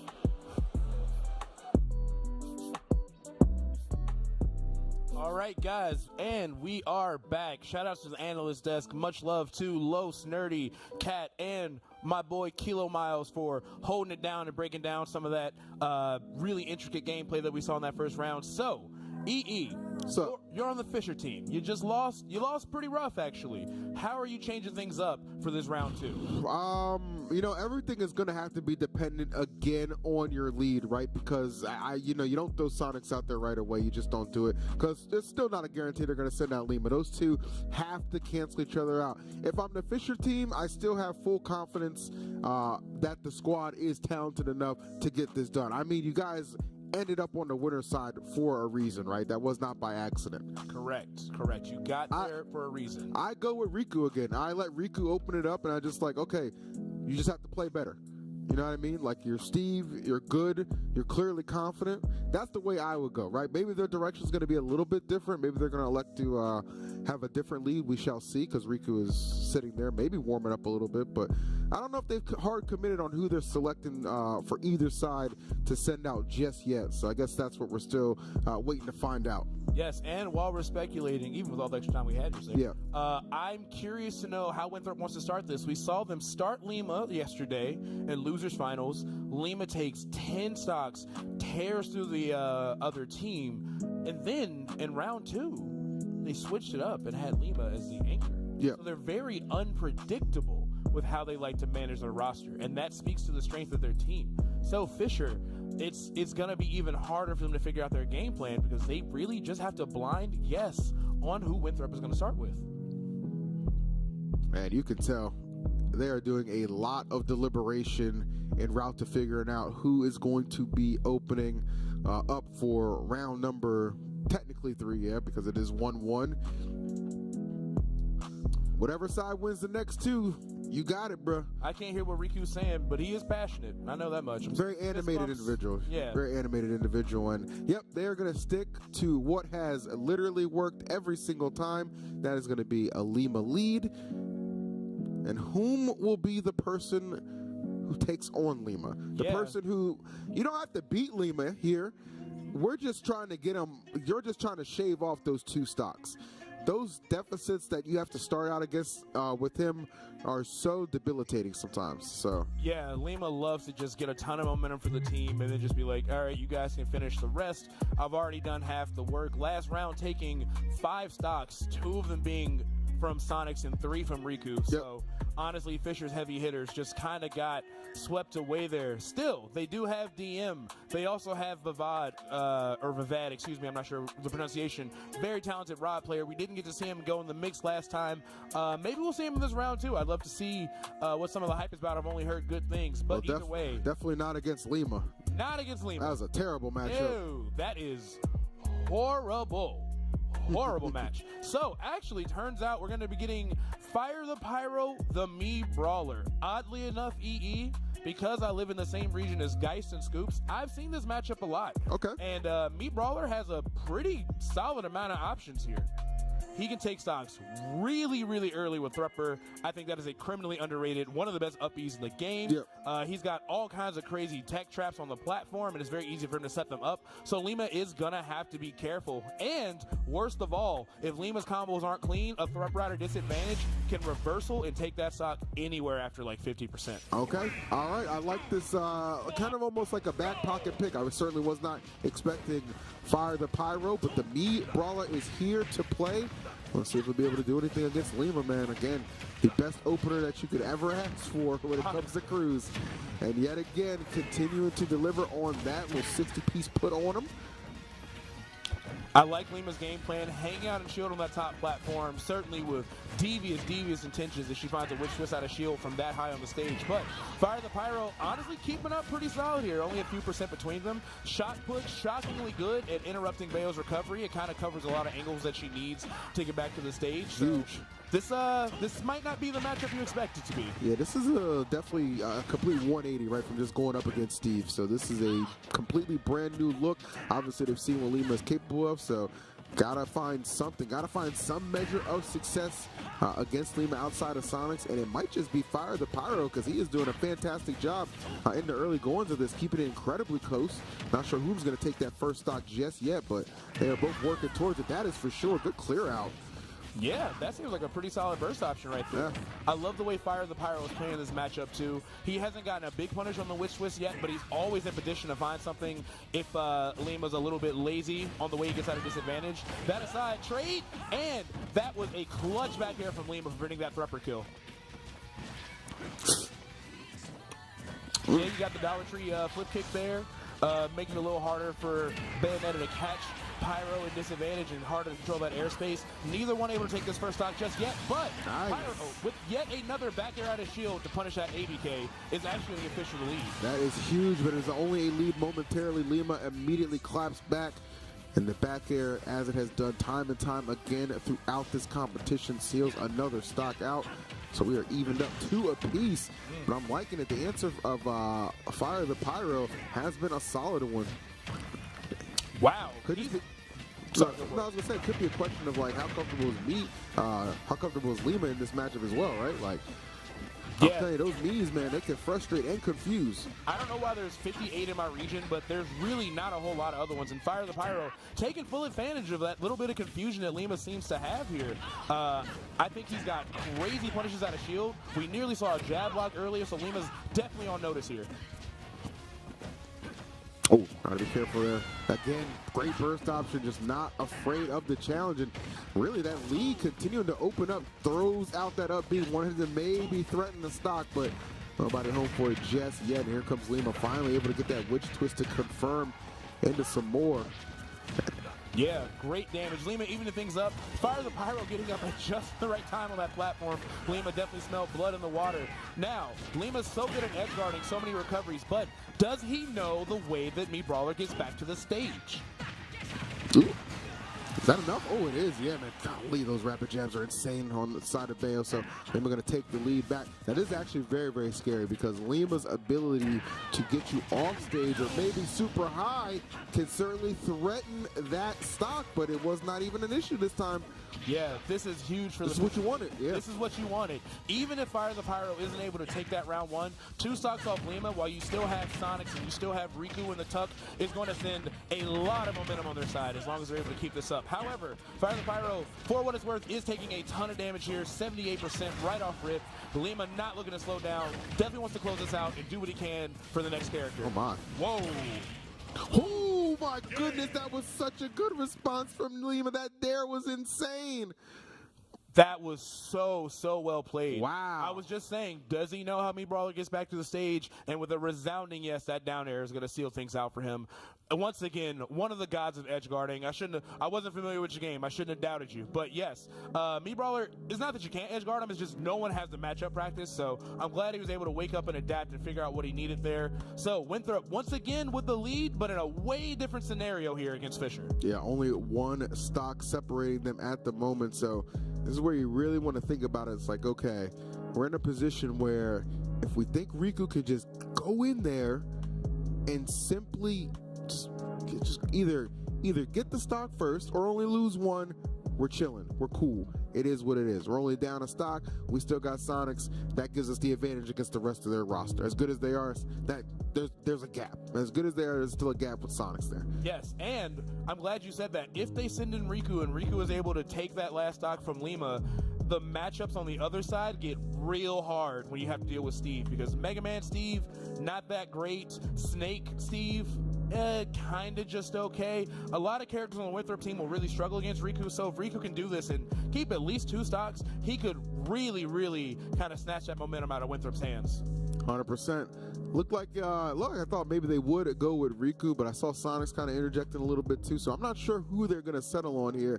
It's actually quite hilarious. Like, they really have to do a lot of deliberation and consideration for, because, you know, again, we know how good Lima has been in these crews, so you don't want to leave it to chance. It's like, okay, we're in a good spot right now. He's on his last stock. It's only a stock advantage, not a big deal. We don't want to see this thing, you know, tip out of our, you know, get out of our grasp, you know what I'm saying, out of our reach. So play it safe. I go to safe right here. I mean, you could be a gambler if you want, you know what I'm saying, send somebody else and just say, you got this. I'm not worried about it. I'm playing it safe. That's just me. Yeah, play it but safe. I'm also terrified from what I've seen literally since yesterday and today from this man. So take it as you will. I wouldn't be shocked if we saw Sonics, and of course, you know, they want to take their time. $3,500 on the line for first place here. So definitely want to take that cold hard cash home with you, especially after how long this series has been just to qualify for this event, let alone to make it all the way up to grand. So yes, I totally understand taking your time, but I'm selfish. I want to see some Smash Bros. I want to see you get in there and mix it up. Yep. Looks like we are going to get Riku after all, or maybe we're not. He's second guessing himself. I'm not sure, but hopefully we get Riku. That'd be nice to see some Steve versus Bayonetta. I'm getting less confident. Okay, we're getting Riku. I'm pretty confident Riku's going out there, man. He's just, you know what, and for him it's good too, because you could almost get a measure of redemption from what happened in the previous game too. Obviously, letting Lima get that 2 stock on him was not the way he was hoping to open up, but now Lima's only got 1 stock, so just get in there, take it first, take it fast, boom, even things up, and now they got to figure out who do we want to send up against a healthy Steve to contend with. Yeah, and that is just such a nightmare fuel character, so tough to deal with. Not really a lot of losing matchups. I'm starting to see some answers here. I remember recently I got to cast, it was Nail versus Onin, so I got to see the Corrin Steve matchup. Corrin has a lot of crazy options there. I think people are definitely starting to figure some things out. People are getting better at punishing Minecart and Anvil, two of the best moves in the entire game. And if anyone knows how to punish this character, it is definitely Lima. Like we said, lab monster, put in a ton of work figuring out how to like dismantle Sonic, a very confusing character, Steve, an even more relevant character in the meta. I'm sure Lima's no stranger to it. All right, Lima, Riku, here we go. 1 stop separating Winthrop and Fisher Northeast at the moment. Can we get things evened up with a blockbuster play from Riku, or will Lima keep the lead intact, or maybe even help it gain a little bit more ground as well? Let us find out as Lima's going to drop that first stock, and we'll get right into it on Small Battlefield. Predictions. Now, I will say, the last time these players interacted in the previous round, we did see a really crazy interaction with Riku finding a grab out of Bale's jump, something you just don't see often. But other than that, it was kind of a slaughter. Lima was just in complete control, and Riku was just forced to kind of minecart haphazardly and just reset himself into being punished. Yeah, it definitely felt like a one-sided affair for sure. That's why I said this is a little bit of redemption for Riku. Oh, Lord have mercy. Lord have mercy. Let's talk about redemption. Normally, we like to learn from our mistakes. You know, we like to adapt, figure things out, get a new game plan. And right now, Lima's taking 3%, and it's only because he himself has been hanging out in the bubble. And what did I tell you? What did I tell you? I said, do you want to gamble here, or do you want to play it safe? You know what playing it safe would have been? Sonics. 100%. Would have been Sonics. Now you're gambling a little bit. Oh, she did. Yeah, okay, there you go. Okay, good job, Riku. Good job. All right. So it's only still a stock deficit. It looked like the way it started off, it could have got a lot worse. But thankfully for them, that was not the case. Yes. I'll say this much. I expected Riku to lose a stock within find the next one, but I did not expect him to lose a stock in the very, very first interaction of the round. I mean, that was just a body bag from Lima. But Riku cleaned it up. TNT killed really early. Lima was at 76 at the ledge, and it still killed. I don't know if that was like a DI thing or what, but... Bro said, we'll take it. I see you with your Fisher jersey on. I see you. They need more than that jersey, boy. You better start cheering. Come on now. Jack, we might want to run up there and tag in on somebody. I don't know. But, yeah, shout-outs to the other Fisher team. Fisher's such a stacked university in esports. They have not one, but 2 teams here in the top 3 of the finale. So shout-outs to everybody we've seen all weekend, of course. So, Winthrop. Got to make a decision here. CJ Frozen, we've been told, is only here to coach, not here to play, so Snake will not be on the roster. They've got Regalo the Lucas. I don't think Lucas Steve is probably all that great. They've got Anarchy. I don't really think you want to sing Greninja in either. And this is actually the situation I was talking about. Riku's character pick is really rough for the rest of their squad, and they do still have the Boogeyman, a.k.a. Sonics, waiting in the wings. Yeah, Riku actually, if it worked out, it works out. And I would say that considering it's only a 1 stock deficit, it has worked out for sure, because that Steve is going to frustrate the remaining characters on that roster. It's really going to come down to, okay, well, who feels most comfortable against Steve? And then keeping in the back of your mind, too, they still have Sonics. But they still they got an ace in their hole too. It's not just Lima. I really like Justice as well. I think Justice, him and that Min is incredible. So there's still a lot of wiggle room for both squads for sure. But certainly Fisher would love to be able to go up 2-1 and get that much closer to defending that title. Yeah, Justice is a very good player. We saw him doing some damage yesterday. Min was just such a nightmare to deal with. A lot of good options against Steve, too. Outside of literally hiding behind blocks and waiting, most of the neutral is honestly going to be dominated by her. If he keeps Ram at the ready, it's very hard to find a way in with Minecart. Very easy to edge guard him, too, with moves like the Dragon's Breath. So who knows what we're going to see from the Winthrop team. Who's sitting down there? Is that Anarchy? That is Anarchy the Greninja. Risky decision here. I don't think this matchup is that great for Greninja.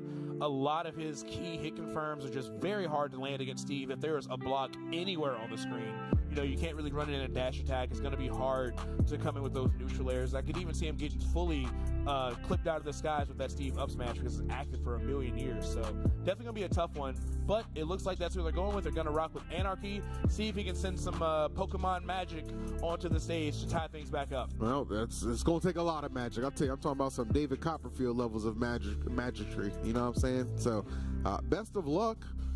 Best of luck for sure. It's just going to be tough. It's not like Anarchy's not good. It's not like we don't think Greninja can get the job done. It's just going to be difficult. Yeah, just going to be really challenging. But who knows? Anarchy's still a legend in his own right. Don't want to discount the boy here, but yeah, he's going to have to play really on point. He's going to have to control so much space with forward air. Water Shuriken isn't really going to be getting him a whole lot of mileage. I'm open to being surprised, but I don't think I see the path to victory for Greninja in the matchup. Nah, bro, that's just it's probably not there, to be quite honest. All right, so all this last-minute coaching, remove them from the stage. It's time to play some games. You're either ready or you're not. Let's go. Get away from them. It's go time. Come on now. Y'all lucky I'm not up there doing the enforcing. We be on game 4 already. Like I said yesterday, 30 seconds, I'm getting a spray bottle. I'm letting it sing. Y'all got to get out the way. We got to get the match started. Spray bottle is great. I really think they should have one. That's very funny. All right, Anarchy, Greninja, 1 stock deficit. Let's see what's going to happen right here. Again, Greninja, interesting choice to go against Steve here, but if you look at the remaining roster, as we said, it's definitely some struggle bus characters right now for going up against Steve. So either way, it's going to be a difficult challenge, and you still have to keep in mind Sonics is still fresh with 3 stocks waiting in the wings as well. Yeah, my only theory here is maybe they send in Anarchy. If Anarchy can't do it, at least to shave some stocks from Riku so they can send in Peanut. I know Mega Man Steve is kind of tough for Mega Man as well. But still, you had a player like Justice in the wings, I probably would have pulled out the Min. I would honestly, at this point, I'd probably try and keep Peanut for Sonics if it gets to that point, and then maybe consider Justice coming out here if things don't go well for Anarchy.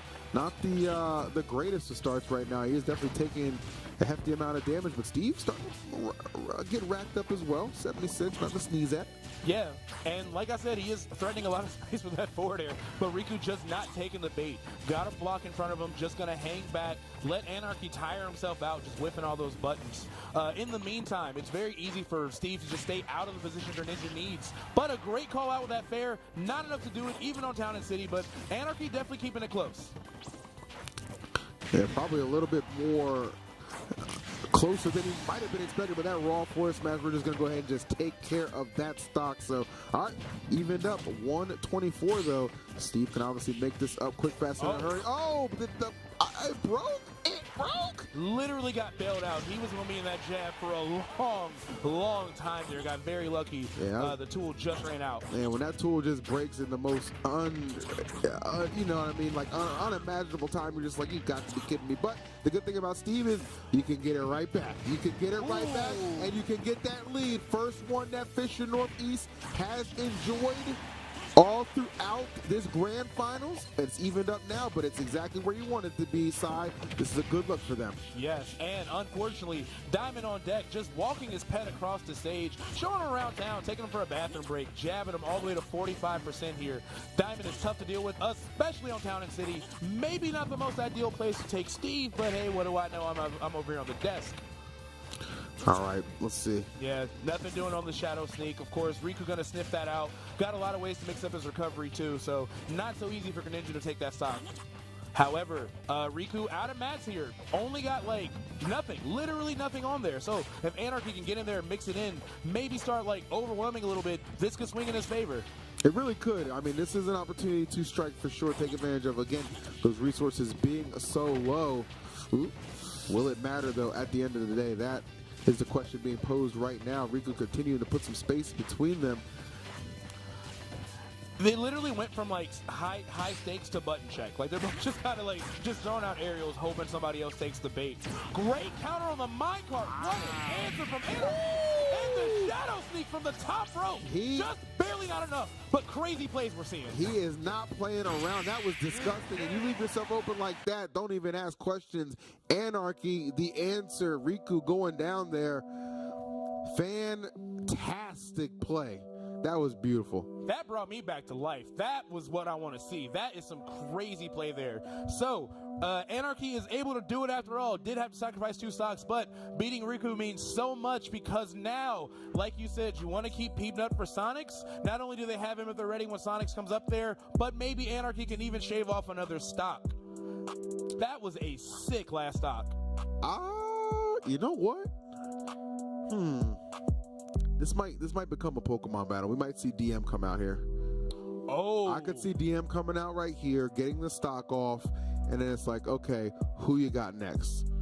Yeah, that would be a really good pick. Yeah. I like DM for coming out next. I think that's the play. I think you're right. Let Sonics be the anchor. Let him take it home for the Fisher team.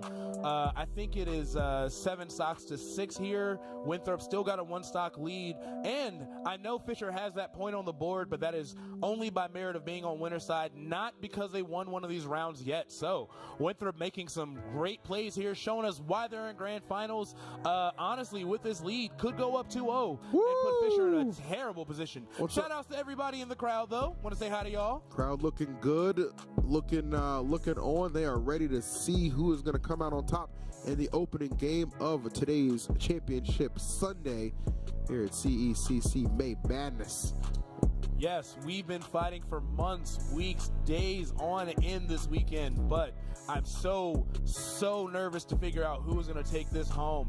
Anarchy playing amazing, really waking up right there. I think he kind of might have lulled Riku to a false sense of security. He's like, I'm only just throwing out pokes, I'm not really going to be aggressive, but that counter on the minecart completely changed my mind about that matchup. Yeah, that was pretty nasty. And then like to follow it up with the Shadow Sneak too, gets the perfect positioning. Riku's like, oh my goodness, I'm on stage. Okay, like just panics, just throws out that grab. And he's just like, nope, coming over the top and sending you on your way as they look to send in DM, which I thought would be a good pick right here. So that will leave Sonics for the anchor, a position I'm sure he'll be very comfortable in, especially if DM can go ahead and take this stock off of Anarchy without losing one of his own.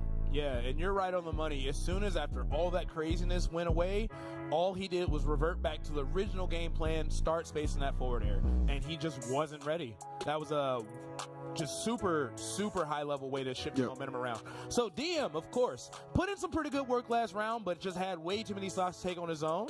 In a much better position here, only down 7-6. So I can definitely see some damage from him, but definitely want to see it after all that cash he was talking on the microphone when we first got here. He was yapping.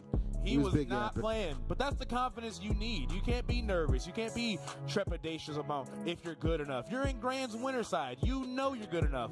Now all you got to do is take it home. That's it, man. Show why you deserve to be here, and I'm sure he will do just that. So some last-minute words being exchanged between Justice and Anarchy.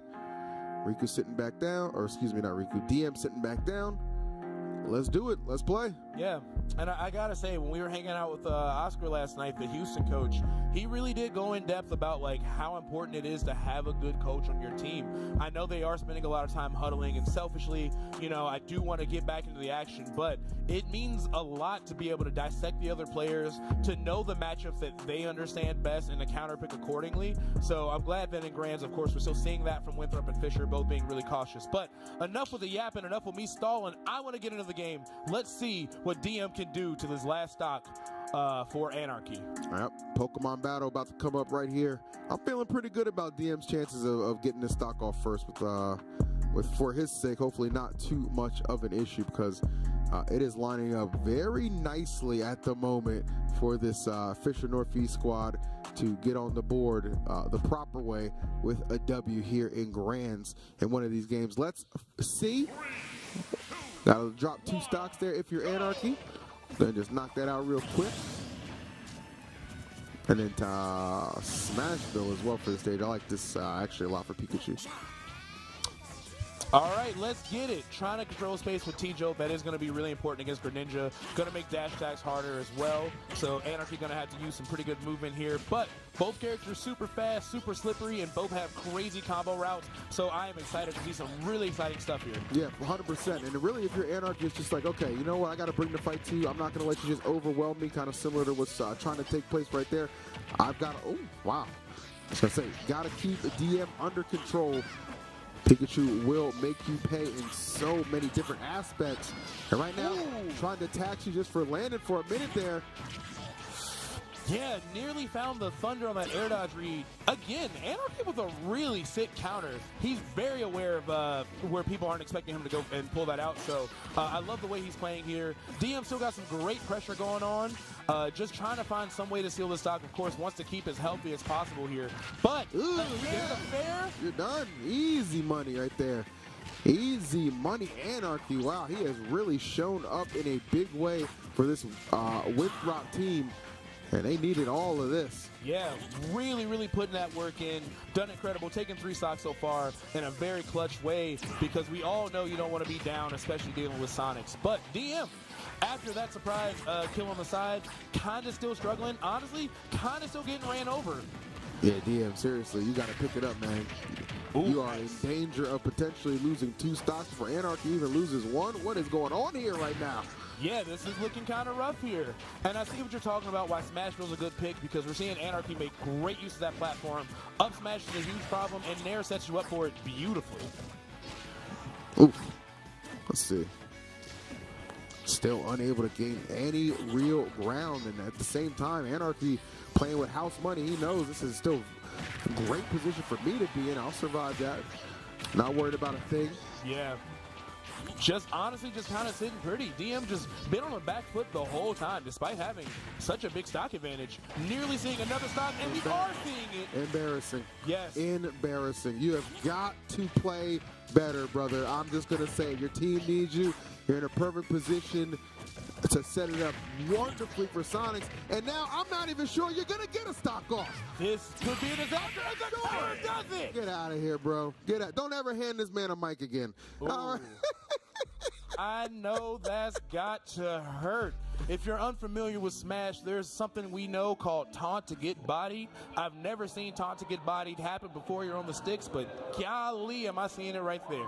3 stocks taken from Anarchy. Look at a that. disgusting counter to seal it all off. There's levels to these gym badges, bro. There's levels to these gym badges. That's why Gary had about 10 of them. Yes, he had 10 when he only had 8. He was flexing on y'all. He's different, bro.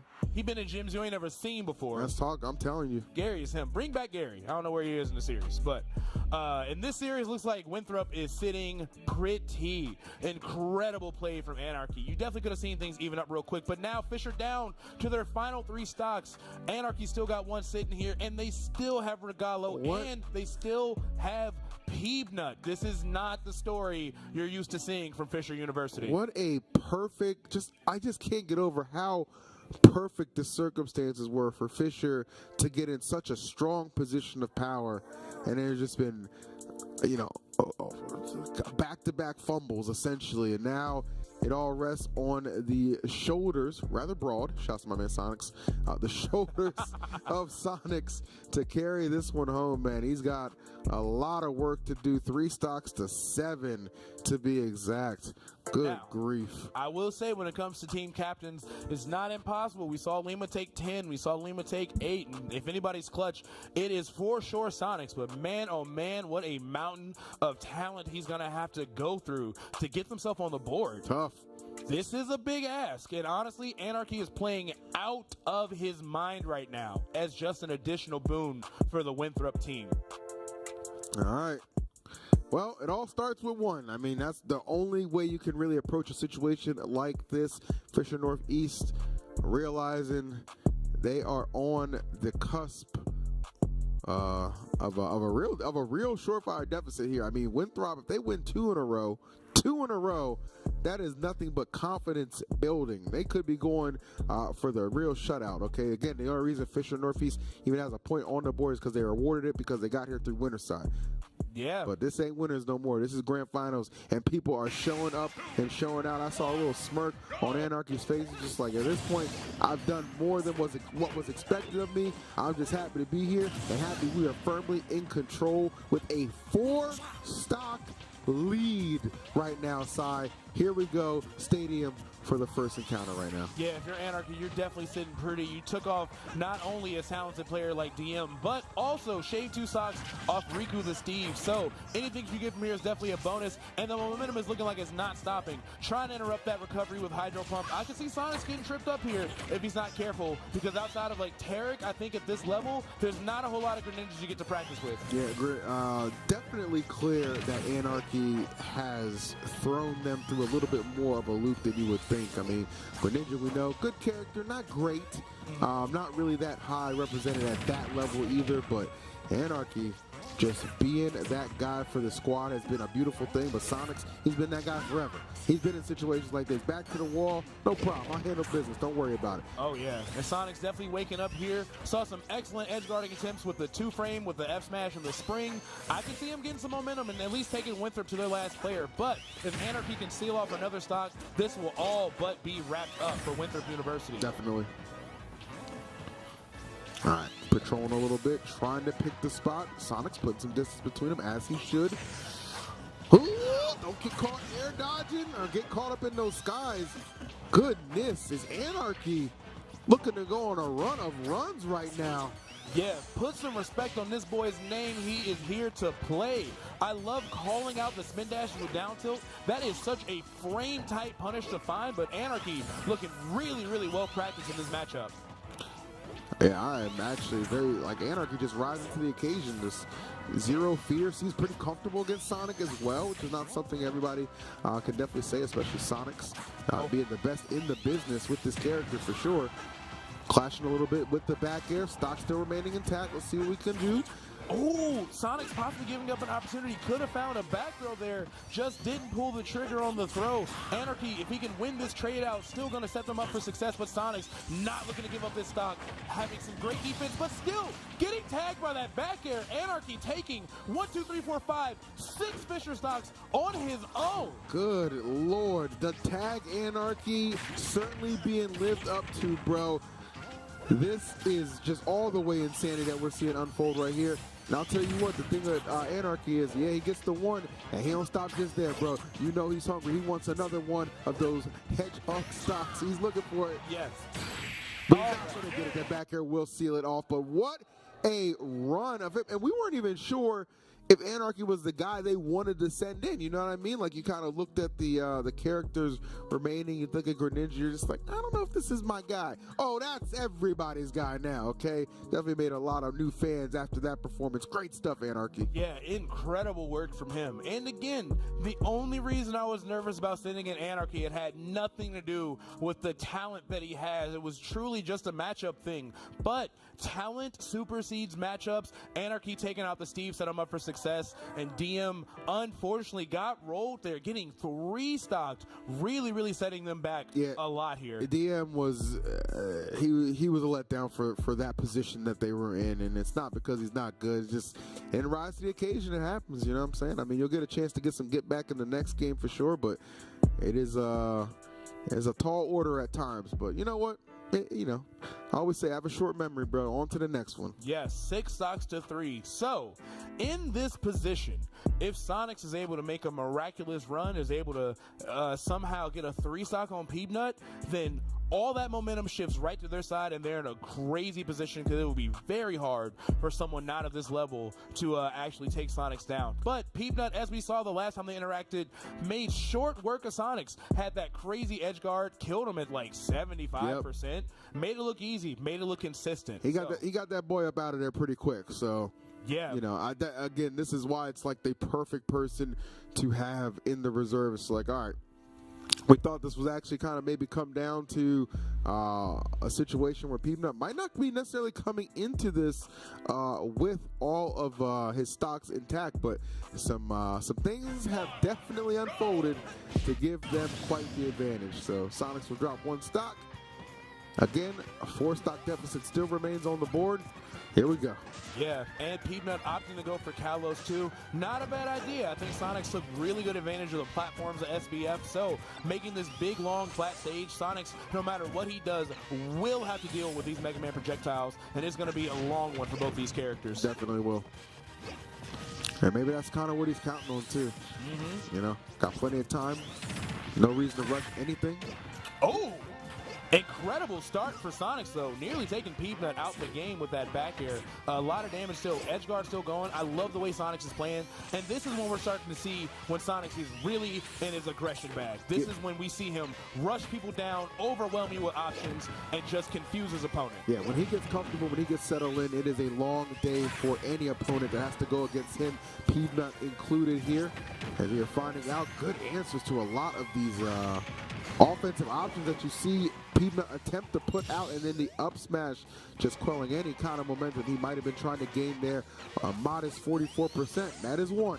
Yeah, looking good so far. Definitely a rough draw for Peanut. It's very common to see Mega Man land with those leaf shields, get away with murder, but the multi-hits from Sonic, not going to let that rock. So Peanut going to have to really rethink the way he gets back down to the stage.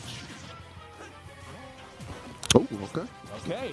You already know, man. If he's trying to send you down, bust a knuckle. Yeah. It's a problem. It's a good effort, but not going to find it just yet. Let's see if we can maybe clean up the ledge trapping here a little bit. I love the attempt with the Z-Drop Metal Blade. Smart stuff. The wall going to really limit the way Sonic gets back here. But Sonic's firing back, getting a ton of damage, and really forcing Peanut to panic. Yeah, Peanut is not getting anything really cooked up or going at the moment. It has been the Sonic show for the majority of this. Yeah, if Sonic can take this with the 2-stock, it is going to completely reverse what we thought would happen, and Fisher will go in the lead, I would say, comfortably. So Peanut really got to lock in here, really got to figure something out. Okay, forward tilt, let's go. Ooh, he's trying to set him up for an up air, back air for sure, but no, able to escape out of that predicament. 2 stocks apiece, but again, still 3-stock deficit for Fisher Northeast. Sonic's doing his best, trying to put. Oh, trying to put something on him, for sure. I thought he might have had him right there, but no. Yeah, F smash not enough to cut the mustard. Kind of the counter pick working against him a little bit. But yeah. The second one will do it. Peanut puts Sonics on his last stock. Is going to make this a lot tougher for the Fisher team. Back Sonic's down to that final stock, and then Peanut still with another one to work with even after this one falls. Sonic's going for it back air. Doesn't close it out. How about the forward air? Still no. Oh, okay, actually good enough just because he didn't have the recovery available to him in that instance. All right. Yeah, he really needed that too. I got a little nervous there. I've seen people kind of SD on their last stock. I wasn't really sure if Sonics had it, but never going to doubt the boy again, because 50% off the Angel platform is just what you need to see for Fisher. All right, Sonics, get him down to that final player, man. Get him down to that final player. Make it interesting. We can still never know what's going to happen. I know Peanut would love to wrap it up here, but he might not have a say in the matter. And this would be good for Sonics too, because it's like, okay, well, I was already at a stock deficit. Come through, get his 2 off before I lose mine. Good enough for me. All he wants is a chance. All he wants is a shot to still anchor this and bring this home for the team, and he might just get it. Yeah, Peanut really just kind of floundering here, throwing those projectiles out, none of them really confirming. Finally seeing a little bit of something with the kale salad, but nothing really too crazy. Sonic's more than happy to just wait in his shield, wait it out, and now find a crazy offstage back air. Yep. And that's what Sonics is capable of doing. As deadly as they come, trying to single-handedly drag his team out of this deficit and popping off right there. Yeah, let them know. I like that. That's what we need more of, bruh. Let your squad know you're here for them. You're invested. Yes. It's a beautiful thing. Love the camaraderie. Shout outs to everybody in the crowd. I even see Angie, one of the most prevalent players here at CECC. Thank you so much for obviously giving me this opportunity and selfishly putting me on the big screen for longer. There you Loving go. that. Loving that for us right now. But yeah, Winthrop down to their last guy. Sonics down to his last stock. And boy, have I seen a whole lot of 3 stocks from Sonics. So yeah, that is something, and it can happen quick. Like if that first stock, he takes that first stock off moderately quick. Oh, they're going to use Regalo. Okay. I think that's their best choice. I like this. I think he's a very capable player, very strong. And Luke is pretty good at edgeguarding Sonic. If Sonic has to go low for any reason, there's tons of tools that Regalo can have just to sneak 1 stock away, because that's all that they need. But Sonics with 1 stock left, not going to have any choice but to play like a madman. And I'm excited to see what one of the best players in the world can do when he is down and his back is against the ropes. If I'm Sonics, I'm just chilling there, man. I'm not even trying to talk to nobody right now. Yeah. I'm like, no, we're not doing that. We're not doing. I know what I'm doing here. I don't need nothing. Nothing y'all can tell me is better than what I already know. Exactly, bro. I know what's on the line. I know the high stakes, and they are high right now. And this would be incredible for Sonics, man, if he could erase again a 4 or 5 stock deficit that just came out of nowhere. Calm and cool under pressure is what it will take for sure. But Regalo, he knows the task at hand. I only got to take 1. And it's hard to bet against that with what we've seen out of this young man already. Yes. However, as talented as Regalo is, this is where that pressure sets in. You know you only got to take 1 stock, but can you actually do it? It starts to become your game to lose. You've seen that all over the place with fighting games, for decades at this point. It's not your game to win, it's your game to lose. Yep. So, can Regalo do this? Sonics, 1 final stock for the Fisher team in round 2. Let's see how he responds to this situation. Should be a good one for sure. Again, this Lucas has just been full of just tricks and talent for sure. But Sonics, they're trying to put you on notice, let you know, look, there's not too much that can catch me off guard, all right? Yeah. I'm well studied and well versed in every matchup for a reason. Sonic starting off strong, saying, I'm not here for the gimmicks, I'm not here for the games, I am here for the dub. Starting to finally get tagged by one of those PK fires, but otherwise respecting the zone real well, making sure that he's not in position to get tagged by those Zares. Lucas gets 1,000,000 Brazilian damage off that move, so Sonic knows exactly what he needs to do here. All about distance, man. Keep it at a safe distance, attack when the holes are presenting themselves, and you'll be just fine. But already at 55%, make it 61, taking a little bit more damage. Whoa. I'm sure he might have liked to. Regalo tries to make a big play with that up smash, but absolutely nobody home for it. Yeah, big risk right there. Goes pretty much unpunished, but definitely made Sonics kind of sit back and rethink a little bit, just kind of recalculate. That's what you got to do when you see something like that come out. Ooh, nicely done. Turn it around. Put it in reverse, Terry.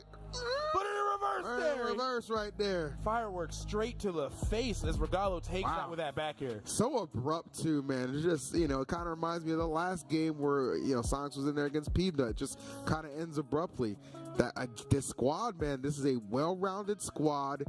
and they're not top heavy. They're very well balanced, and I think that is going to be a major key to why they can actually get this done and unseat Fisher from that top spot and from getting another championship here at CECC. Great job, boys. That's 2 in a row.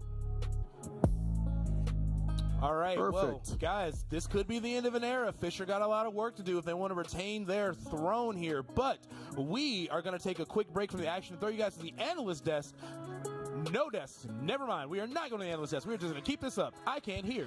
I heard very clear instructions and did the opposite. Anyway. Hey, that sounds like my whole college career. Yes. Felt that. It be like that, baby. Yeah, we're going to go ahead and just stay right on the action because we are looking to get right back into it, man. I mean, we want to see how this thing is going to conclude. Aww. Oh, that's cute. I love the little family time right there. That's great. Love a wholesome event like this. Shout out to CECC holding it down. It's been a great time to come out here and see some Smash Bros. Action, as well as some other great titles, too, man. I got to give some love to Overwatch, Valorant, and Rocket League as well. Very entertaining esports as well, and the players here have done a great job showing off. Yeah, if you got a collegiate team, you got to fight tooth and nail and get you to a CECC. This weekend has been phenomenal. Honestly, last night we went to check out Texas Live. I was kind of tired. It was raining. I wasn't really sure. Incredible place to hang out. There's a lot to do around town. The venue is a mere 5 or 6 minutes away from Six Flags, so very hard to get bored around here. Tons of games, entertainment, restaurants, all kinds of things to do. I've been having a blast in Texas, as I always do, and most importantly, had some fire barbecue at what was that, Terry Black's? Black's the other day? Yep. There was a lot of good food spots to be had around here, man. And definitely one of the hallmarks of Texas, man, is that you're anywhere you look, you're gonna get some good food. I mean, heck, look at the stream right there, man. There's a reason McDonald's and Smoothie King are partnered up with this event. They know good food, they know good gameplay, so to me, they got some good taste. So good to have them on board, as well as what could be the final game is potentially looming here. They gonna need some pick-me-ups over there, okay? I need some smiles and some hopium. Y'all gotta rally. Y'all gotta get you some circle energy. You gotta do something. If you look defeated, you already are. You know what I'm saying? So we gotta get those vibes back up over on the right side for sure. If they have any hopes of taking this to a 5th and final round. Yeah, CJ Frozen flown in to coach for a reason, because he is absolutely coaching this team to success.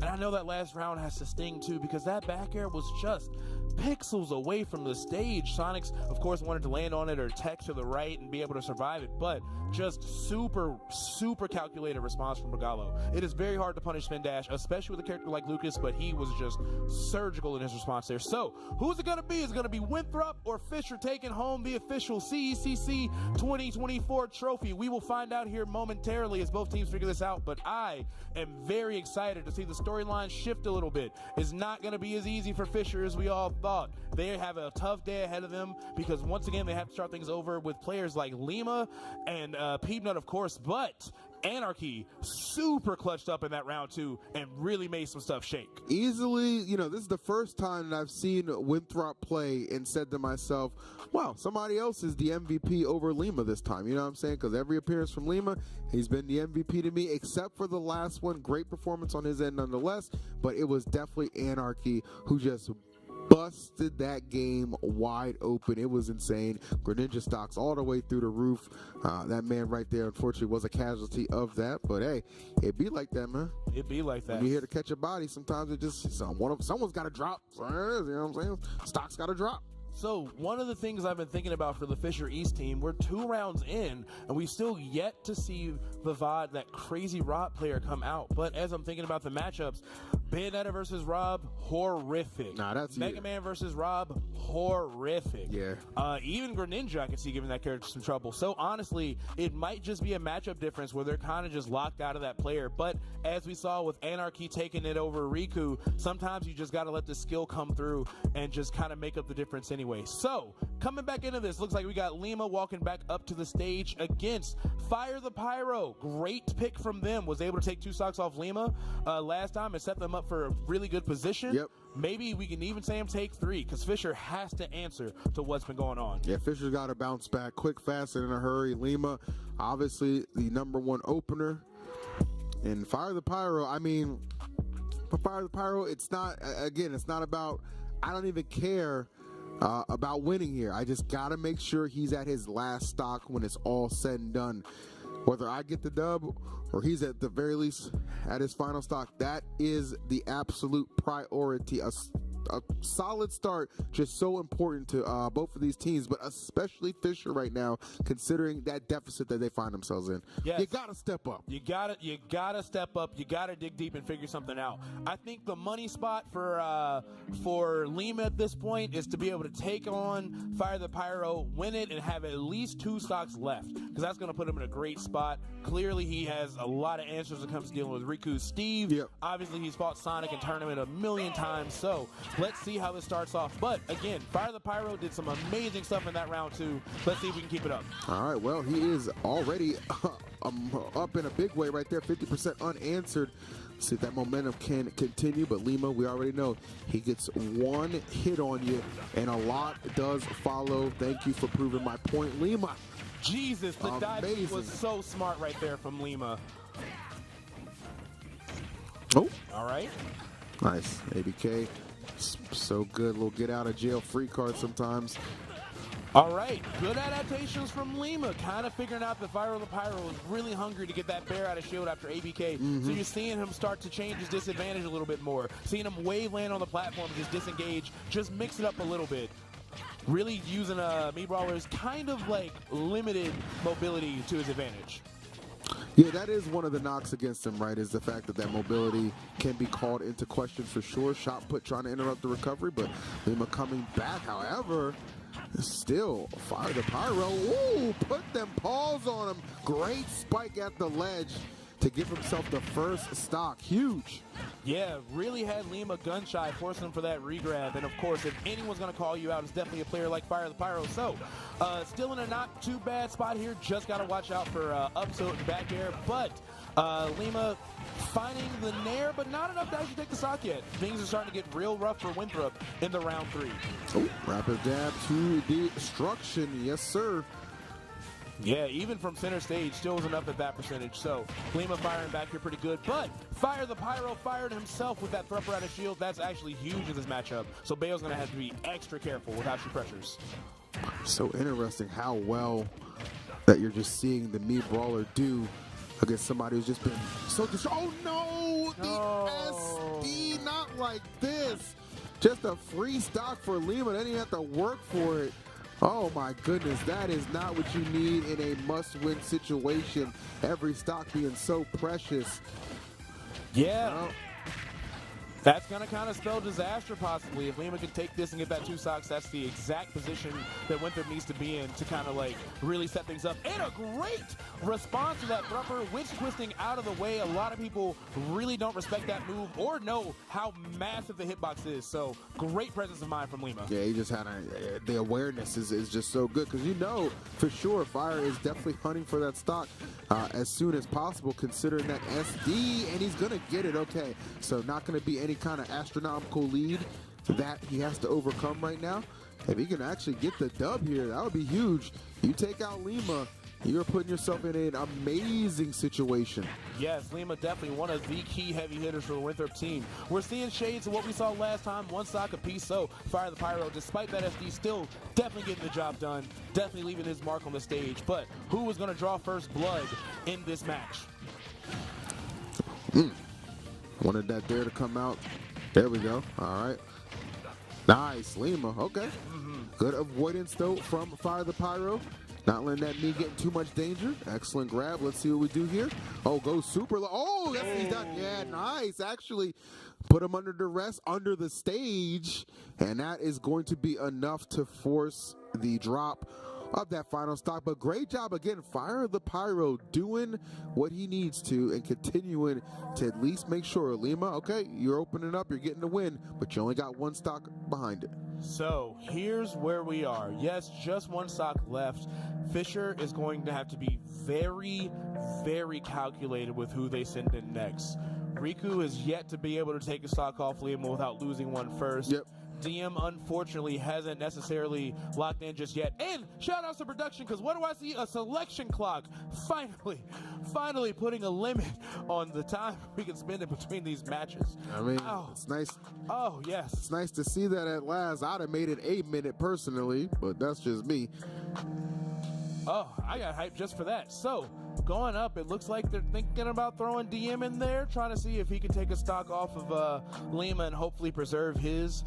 If he's able to do that, again, we run back to Regalo DM, and that didn't really go too great, and Anarchy DM went even worse. So, they definitely got to be careful here. 50 seconds left on the clock for them to decide who they want to run up against. Winthrop, who is just on a massive slaughter right now, could upset the world, eliminate Fisher, and not just a dub, but a 3-0. Good choice here. Send in Sonics. Sonics, yes. Enough of this gambling that somebody's going to do. No, you're going to set yourself up for disappointment. Send in Sonics. Your best chance right here to get the KO on Lima, and boom, even Steven. I like the idea, yes. Send in Sonic, stop playing around. You know you have to cancel out a heavy hitter with a heavy hitter. And if Sonic's able to do this, potentially even keeping all 3 stocks, that means they cannot play any games on Winthrop. They have to send a heavy hitter in right back. So for Fisher, if he's able to do this, keep that momentum going. They still have Riku in the wings, and they're going to have a little bit of an easier time using Steve to his fullest, because Riku and Lima just should never interact again for us this bracket if you can help it for Fisher. They should not play again. I agree. They just really, there's just no need for that to be the case. We've already seen some of the results right there. This is, for them, this is match point. They're up 1 stock. Doesn't really matter that much right now. It's when it starts to open up even further, when those deficits become 2 and 3 stocks, that's when the holes become too great, seemingly, to climb out against this team of. So, Bayo versus Sonic, Lima versus Sonics. Sign me up for this one, bro. It's going to be good. It's going to be huge. If Lima gets a stock off, tremendous. If not, we're even Steven yet again. Yeah, and again, of course, tons of matches between them. I remember seeing some really crazy stuff at, I think it was Coinbox IRL, where Sonics was able to just bing Lima right in the face with that F Smash 2 frame. Didn't look like a whole lot the Bayonetta could really do about it. I mean, that trade is just way in Sonics' favor. Yep. So, gonna have to be careful. Gonna have to focus recovering high, but Sonic can shout that out too. Sonic's got great mobilities. But enough theory crafting. Let's get into some Smash Bros in this round 4 of Winthrop versus Fisher. All right. Lima going to have to go down to that final stock. Again, courtesy of Fire the Pyro, who was fantastic. All right. Taunt, that means it's good to go. Taunt means go, baby. Let's do it. All right, going to PS2 here. Interesting stage. I feel like both characters are good here, but Bayo, I'd argue a little bit better. Not that Sonic has any bad stage, but boy, she gets a ton out of those side platforms, so Sonic's going to have to be extra careful here. That is a big fact. And I'm always nervous. Oh, the spring. Facts. Yeah, give the spring. The spring is the catalyst to that. Wow. All right, good job. So no epic down the stretch last hit kind of battle right there. It's just like, one and done. Unfortunate stuff.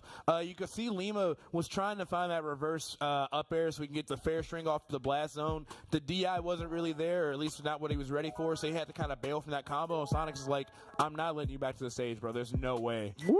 Hello, we see you. You're looking good, guys. Hope you're enjoying the Smash Brothers action, which is now tied up on their stocks. 9 apiece remaining.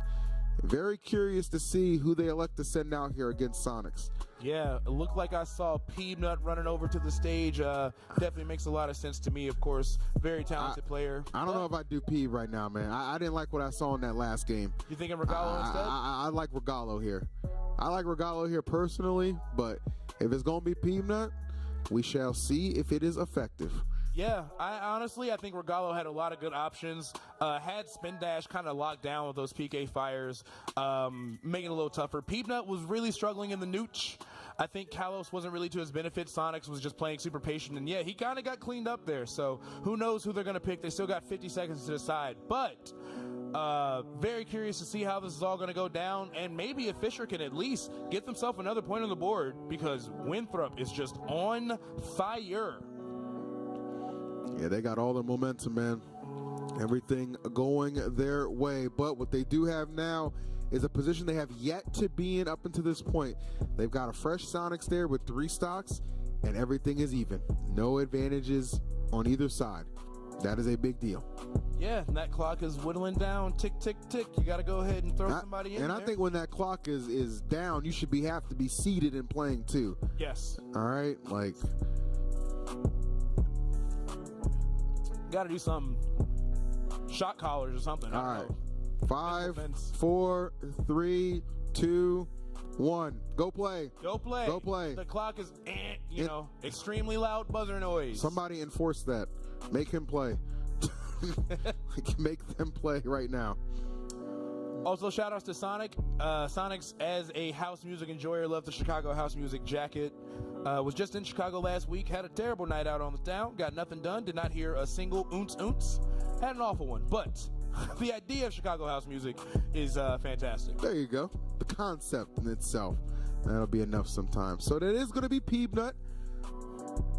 All right, yeah. Peanut getting ready here. Mega Man versus Sonic once again. I hope he can switch it up. I don't think Kalos should be the counter pick. That really worked out in Sonic's favor. So maybe go somewhere smaller and tighter like Smashville. Yeah, I know it's kind of scary. You can't really control space as easily, but he at least has to deal with your moves more often. 100%. Yeah, I would agree with that. For sure. All right, headset on. Headset on. All right, click up. Let's do it. Let's go. Let's do it, gang. Come on. I'm really interested if, when Sonics he is at his scariest when he is confident. And I got to imagine right now he is probably sitting somewhat pretty. Yeah. That was a huge, really important stock to not lose against Lima. So, all right, Peanut versus Sonics on Hollow Bastion. I like the pick. Again, middle platform going to be pretty good for Peanut. You see him camping under it, making it so Sonics can't just like run around him and control the stage as well. So, going to have a tough battle for Sonics here. Yeah, it really might just come down to as well for Peanut. It's just like, well, I don't have to necessarily win here. I just got to make sure the next guy's job is a lot easier. And what does that mean? Make sure Sonics is not sitting at two or three stocks. Get him down to that final one if you can, but the beatdown is already starting to commence. Sonics putting a lot of damage on very early on. Peanut looking to find some answers. Those pellets not getting them too much, man. Only 4%. Yeah. Maybe a lot more than that. Looking real comfortable once again. Sonic's perfectly happy to just kind of wait it out. I like forcing that air dodge off Peanut. He's got a lot of punishes from that nair at the ledge, and Peanut definitely remembers and definitely still quaking in his boots from their last interaction here. Only at 19%. Let's see if Sonic can be the boogeyman that we know him to be. Well, he's definitely off to that kind of start. Very much so in the lead. Okay, here comes Peep. Put a little bit of a dent in it. Let's see. Not getting too much, man. These little pellets ain't going to do much. Going to have to find some stronger hits. Looking for a couple fares. Nothing quite connecting just yet. Yeah, got to get something going. Good idea to get that metal blade in hand. At least have those multi-hits to help you kind of slow down that spin dash. But Sonic's got the lead. Up percent, you know the vibes. Not really approaching too much. Even hanging out under the bottom of the stage for the opposite side of the ledge. Peanut, once again, like we just saw in round 2, struggling to actually secure that kill off Sonics. KO definitely now for sure available for Sonics. And they're just going right through him, man. Like it's such an interesting position because it's like Sonics doesn't need to be in a rush right now. And whenever he's in one of those situations, it's just that much more difficult for the opponent who has to be responsible for all the approaches, has to get up in there, has to try and make the comeback. So much pressure just shifts to your side. Yeah, and when it comes to positioning right now, feels like a lose-lose scenario for Peanut. He's losing up close, those pellets are losing out, and he's just missing all of his zoning tools and projectiles. Starting to find something, getting some damage up there, at least got him at 93%, but Sonic's still not in too much danger. Ooh, okay, I like that actually from Peanut, but the back air gonna hit him into the stage. Red Sparks, no chance of survival there. Our first one going to Peanut. Free down air. Oh, wow. The homing attack, instead of the spring to come back to the stage, came at a different angle. Peanut wasn't ready. Incredible options from Sonics here. Yeah, that's just good awareness, too. Like, okay, you know what? I see the predicament I'm in. My opponent's probably not going to expect this. Let's get it done. But Peanut getting things done himself. He's keeping this incredibly close. Again, you just got to make the next guy's job easier. Yes, that's 100% true. And now Regalo going to be in a great position even if Peanut goes down the next two, because it looked like he really wasn't struggling too much with Sonic. However, Fisher does still have the option of Riku on the back end, so Steve is still going to be a pretty tough one. Very good for them to get Peanut out of the way now so that he doesn't have to deal with Steve, but he's really going to have to make sure he clutches up and sets Winthrop up for success. That is a big fact right there. 23% apiece up until that hit. Fair finding it. Here we go. Sonics continually finding ways to get the lead back. Still has a metal blade in his hand too. Yeah. He's rolling on that for a hot minute. Yeah, he threw his frisbee over his fence. He's like, I'm keeping it. You're not getting it back. Not till your mom gets home. Not playing nice at all. Tired of these games. Mm-hmm. Nice, good up air. Ooh, great. Nearly got the triple right there. Peanut once again still down a percent, just trying desperately to make something shake with these pellets, but honestly they haven't been all that effective against Sonics. And now, once again, another edge guard coming in. Spring gonna set him up for success here. Peanut barely avoiding that two-frame. Yeah, that was so close. We weren't even sure what was gonna be the result, but Peanut keeps the stock alive at 168. Gonna need a little bit more damage to feel comfortable coming in on that final stock to get Sonics down to his. So we gotta find a way to pick this up. You got a lot of rage on you. Maybe put it to use here. Might just take a big play, big swing. Yes, and of course, fortunately, because this is a crew battle format, there's no chance of a timeout. But if we were keeping score on the clock, we're about almost 6 minutes down here. Either way, Sonic's still sitting pretty, and even still got himself the metal blade just to make it harder for Peanut to get those opening confirms he needs. I think Peanut's probably resigned himself to the fact I'm not going to win this, but I need to get one more stock off. Can you do it, Peanut? Can you make it a little easier for what I would imagine would probably be Regalo, who might be waiting to come in? Oh, nice connection and confirm. Gotta find it. Nice flashy stuff, just not enough to kill it just yet. Peanut definitely still showing us some signs of life here. I like another thing that he's doing. He's been going for those ledge trump, trying to find ledge trump bear, but Sonics is instinctively rolling. He knows he can't afford to take that chance. That Mega Man back here is crazy powerful. That it is, which is the kind of the cause of the slowdown. Again, not trying to give it away for free.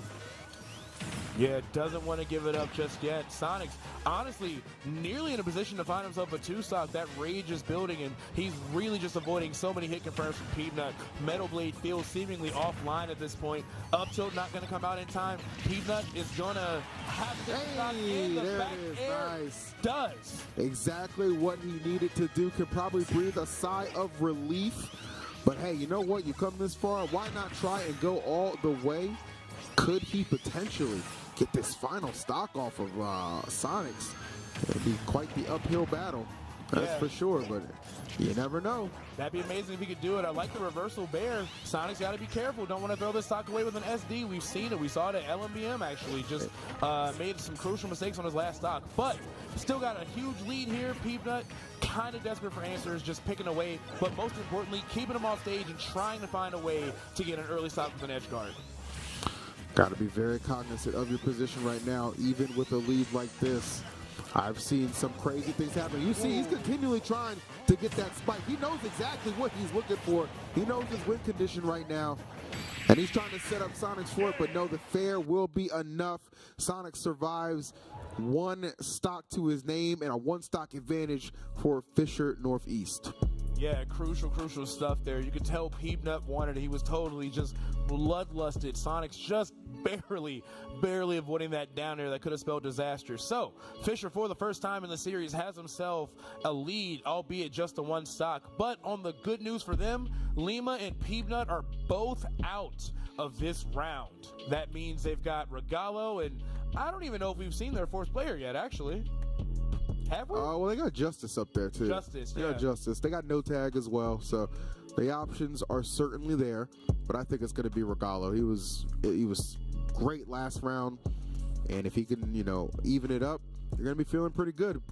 Yeah. Because even though Steve is a frustrating and threatening character, you still have seen your team members have success against it already, so it's not the worst thing in the world knowing who's waiting in the wings.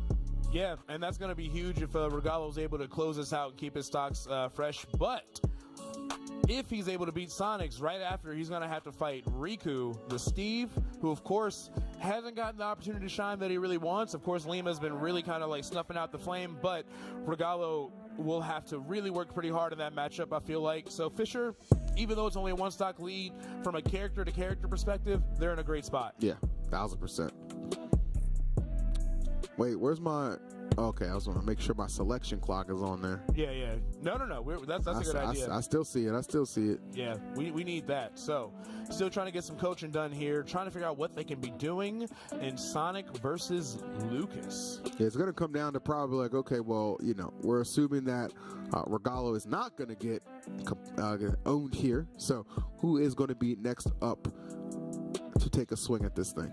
Yeah, who's it going to be? All right, selection clock winding down. 10, 9, 8, 7. Okay, there we go. Cool. Hey. Okay. My man Regalo, he's ready to go.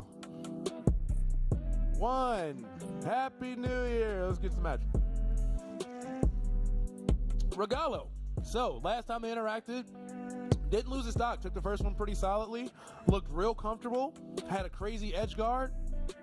Sonic's definitely going to keep that in mind when he has to come back to the stage again against Regalo. But if Sonics can shave off just 1 or 2 more, I could definitely see Fisher taking us into that final game. It's still very much so doable. It's still very much so on the board. So if I'm Fisher, I am not discouraged at all. I still got our best player in there with even 1 stock. I'll take him with 1 stock over people I would take with 20. You know what I'm saying? It's just the way it is. This is how good he is. So Regalo, what do you got for me? What do you got? And again, as a reminder, 3,500 bones on the line for the winning team here. I believe it was either 15 or 2K for second, and still third place going home with a nice band in the pocket. Great for the university. So let's see how we're going to set up for success here. I'm seeing some footage live from the pit of Heck, I guess, as Sonics was, jumped live into the pit and killed himself there. The pit of doom. The pit of doom, yes. It perhaps might be the case for Sonics. We shall find out how he handles Regalo this time around, this time on Stadium. All right, Sonic's off to a good start here. Got Regalo kind of flustered, floundering in the air. He's doing a really good job of just keeping the ground on lockdown and forcing Lucas to do something not that safe to get his way back to the stage. Oh, nice. Okay. He said open chest. Hey, I'm liking this from Sonics. He's feeling pretty good against this Lucas right now. Oh, no. Okay, kind of similar, but the percent going to be favorable, so he will not be sent to the blast zone, to the abyss. He's surviving. He's good. Yeah, not again. Got a little bit of redemption there. Regalo only down about 30%, not looking too bad, but Sonic's really taking advantage of the stage with punishing him like crazy as he's throwing out these airs of PK fires. Okay, PK fire?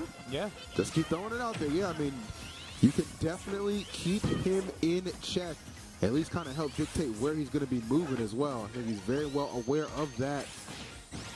Yeah. Dude, Lucas hits so hard. He hits very, very hard. Also, Regalo, as we saw last time, really good at making some good reads. Excellent at conditioning. So Sonics, he's mixing it up. He's starting to float a little bit before he spins, jumping with it, making it not such a linear approach. But Regalo is very aware of a player's habits. Yeah. Regalo's super smart player. Very talented individual, and really could be huge if he can get this stock off Sonics before Sonics can strike first. Can he actually do it, though? Ooh, yes, he can. Yes, he absolutely can. Great answer yet again for the team. All right, reluctant fist bump from Sonics, not able to gain any ground, and it continues to be even. Now, both teams' biggest hitters have been removed from play, both Lima and Sonics out. Now it's going to come down to the other stars of the team, the others, to get the job done. And we shall see who they plan to bring out against Regalo, who, as good, like Lucas just being so good and so tricky. This ain't something you encounter every single day. It is going to be fun figuring that one out for them, I'm sure. Yeah, and they do still have Anarchy in the tuck, who was absolutely MVP of round 2. But I gotta say, don't you hate that moment? You lose a match, you're not even blinking yet, and you see the other person fist bump, I mean, GG's. You know, you still wrapping your controllers like right in your face. You're like, all right, cool, man, you got it. It's whatever. You got the dough. So, Fisher really got their back on the ropes here. Sonics being out is huge for them. They have to choose very carefully who they're going to send in to deal with Lucas. Send in the Banjo. I think send in the Rob. Unleash. We have not seen the Rob yet, and this is the only matchup that doesn't like really stink for Rob over there. You know, Mega Man and Bayo are out. I think the Rob is the play against the Lucas. The Rob's the play, but the Rob is cold. He hasn't seen any action yet. Very cold. That would be my concern. He's cold. He's frigid over there. He's freezing. He hasn't seen not a lick of gameplay thus far throughout three battles now, actually. Yeah, because we're in. Yeah, we're pretty far into this right now. So I noticed that Riku's the only one not on camera, so that says to me that it's actually going to be Steve versus Lucas, which matchup-wise, yeah, that's probably the best bet. I totally get it. But we don't see a whole lot of smiles over there on the Fisher side, looking real concerned. There's a lot of nervousness, a lot of anxiety, and a lot of question marks as well. It's like, okay, like, it's clear on paper like who the better character is, but in execution, it ain't what you think. Yes, and as the clock is ticking down, they're making their final decisions here. Oh no, that's not Riku.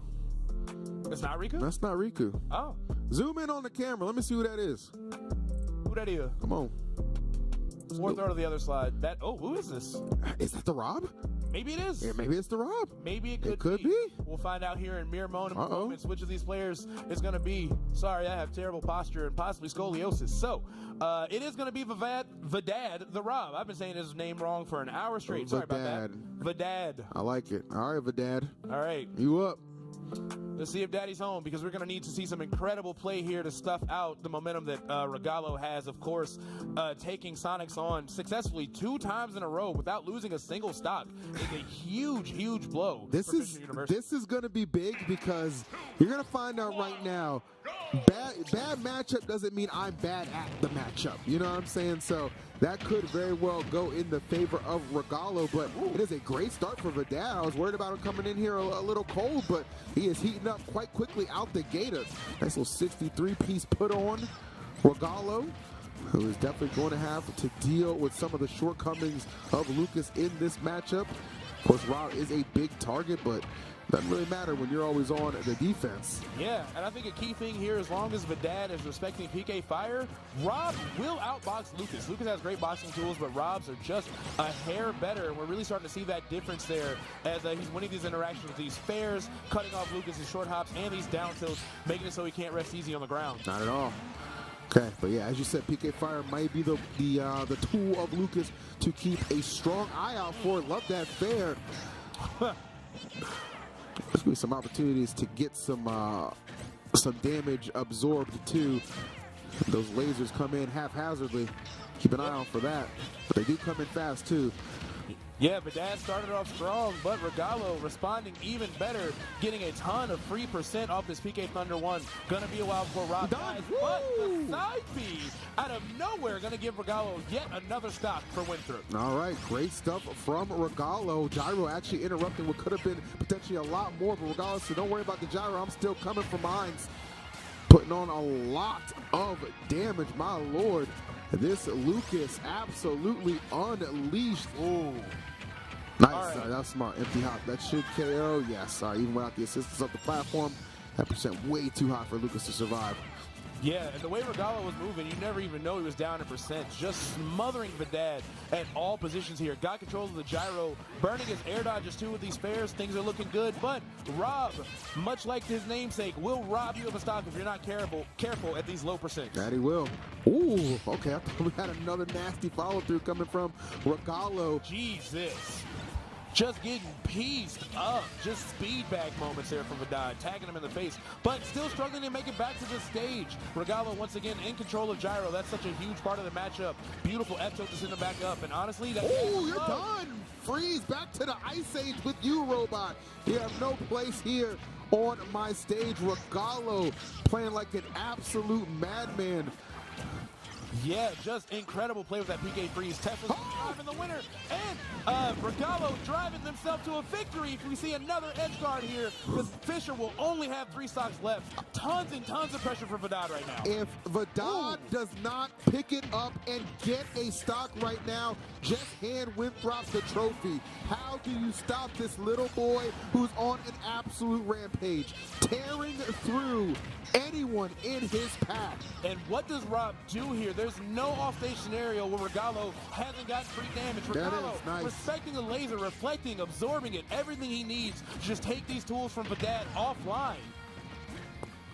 Was waiting for an absorption to come through, and at the nick of time, Lord have mercy. There's so much that can go wrong right here. Just trying to get back to the stage. Gyro creates a little bit of an opening. Oh, here we go. Vedad, you gotta take this stock, bro. You just gotta. That should get it. Nice. Okay, Vedad coming through. It's a tricky situation to be in for sure. It's still doable. Yeah, still doable. You know, 4 stocks to 4, not the worst position, but that was not the best position for Vedad to be in as Regalo finds that fair. Just surgical dismantling of the Rob neutral we saw there. That was nasty, bro. Regalo, like I said, man, I don't want to hear nothing about bad matchups, bro. It ain't a bad matchup to me, and he just showed you exactly why. Well played. The clock selection immediately begins, and the defending champions, Fisher, all looking frazzled as they are down to their final 3 stocks, down to their final guy. Who are they going to trust to get the job done? Yeah, you're seeing some of that Texas Folsom Blues over there. You know, Johnny Cash and the speakers. They are struggling trying to figure this out. So, one final player potentially for the Fisher team, 4 stocks to 3. Who can they send in? My bet is absolutely Riku. Stop even considering it. Steve is an incredible character. He can clean up stocks. He can do everything, does your taxes. He's phenomenal. Other options, they do have Joe Tag the Banjo. Not a good option. Don't choose that option. DM the Pikachu. Unfortunately, not looking like his day. Don't choose that option. Go in with Riku and literally just have that man clutch up, because Winthrop is just 3 mere stocks away from being our CECC May Madness champions. I'm going to be honest with you, bro. Send in Banjo for the fans. For the fans? For the fans. Oh, is it going to be DM? It could be. All right, I guess it is going to be DM. Interesting, because I felt like DM got his confidence shattered in that last one. I didn't even know he was. I didn't know he was going to be up for the game, but looks like they're going to rely all their hopes. And by the way, this isn't for them to win. This is for them to just stay alive. This is for them to force a game 5 and keep this thing going. That is what they are playing for right now. Regalo, they are on championship point. Yeah, and Regalo just playing out of his mind. I know he's been good. I've seen him play before, but he is super, super ready for this tournament today. Going in with DM, here's the thing. DM, Pikachu versus Lucas, not the worst matchup, but if he does it, he's gonna have to deal with either the run back with Anarchy, which definitely went in Anarchy's favor, or could be playing Pikachu Min if they choose Justice. I would probably go Anarchy if he's able to take this stop. I would definitely probably go Anarchy there. I mean, especially after that performance we saw in the last one. So they are really probably sitting pretty uncomfortable at the moment. But right now it's just about sitting down and playing. Let's go. Let's get it. Come on. A lot of games to come as well after the conclusion of Smash. Again, Overwatch, Valorant, Rocket League fans, you'll be eating good later as well. Yes, we are at the Collegiate Super Bowl Sunday at this point, and I'm very excited to see who is going to be our SSBU champions. Will Winthrop dethrone the reign of terror that Fisher has put us through, or will Fisher hold tight, clutch up, take these last 4 stocks, and remind us why they're the 1 seed in this tournament? All right, well, we shall. Ooh, interesting. So we're going Pyramithra instead of Pikachu. Now, I did see DM's Pyramithra on Friday, and it was in a winning effort, I do believe. So, all right. It is a character. It is a character that he definitely has for sure. So we'll see if it's one that can be successful in an absolute kind of must-win situation. Yeah, Pyramithra, I think the character is very good, but not one of those characters where like XYZ just wins you the game, you know, like you see with like Kazuya or other characters that ilk. Still, DM not even getting hit just yet. Regalo failing to punish that F smash and nearly dying. Yeah, just a couple pixels away from losing his life. Yeah, Regalo unable to do anything thus far. And okay, finally, there we go. Starts to get a little bit of damage going, but already very much so in the danger zone. And I'm sure DM knows that. Pyramithra, with all the capabilities of dissecting Lucas. You know, I gotta say, I didn't know that Pyramithra was an option here.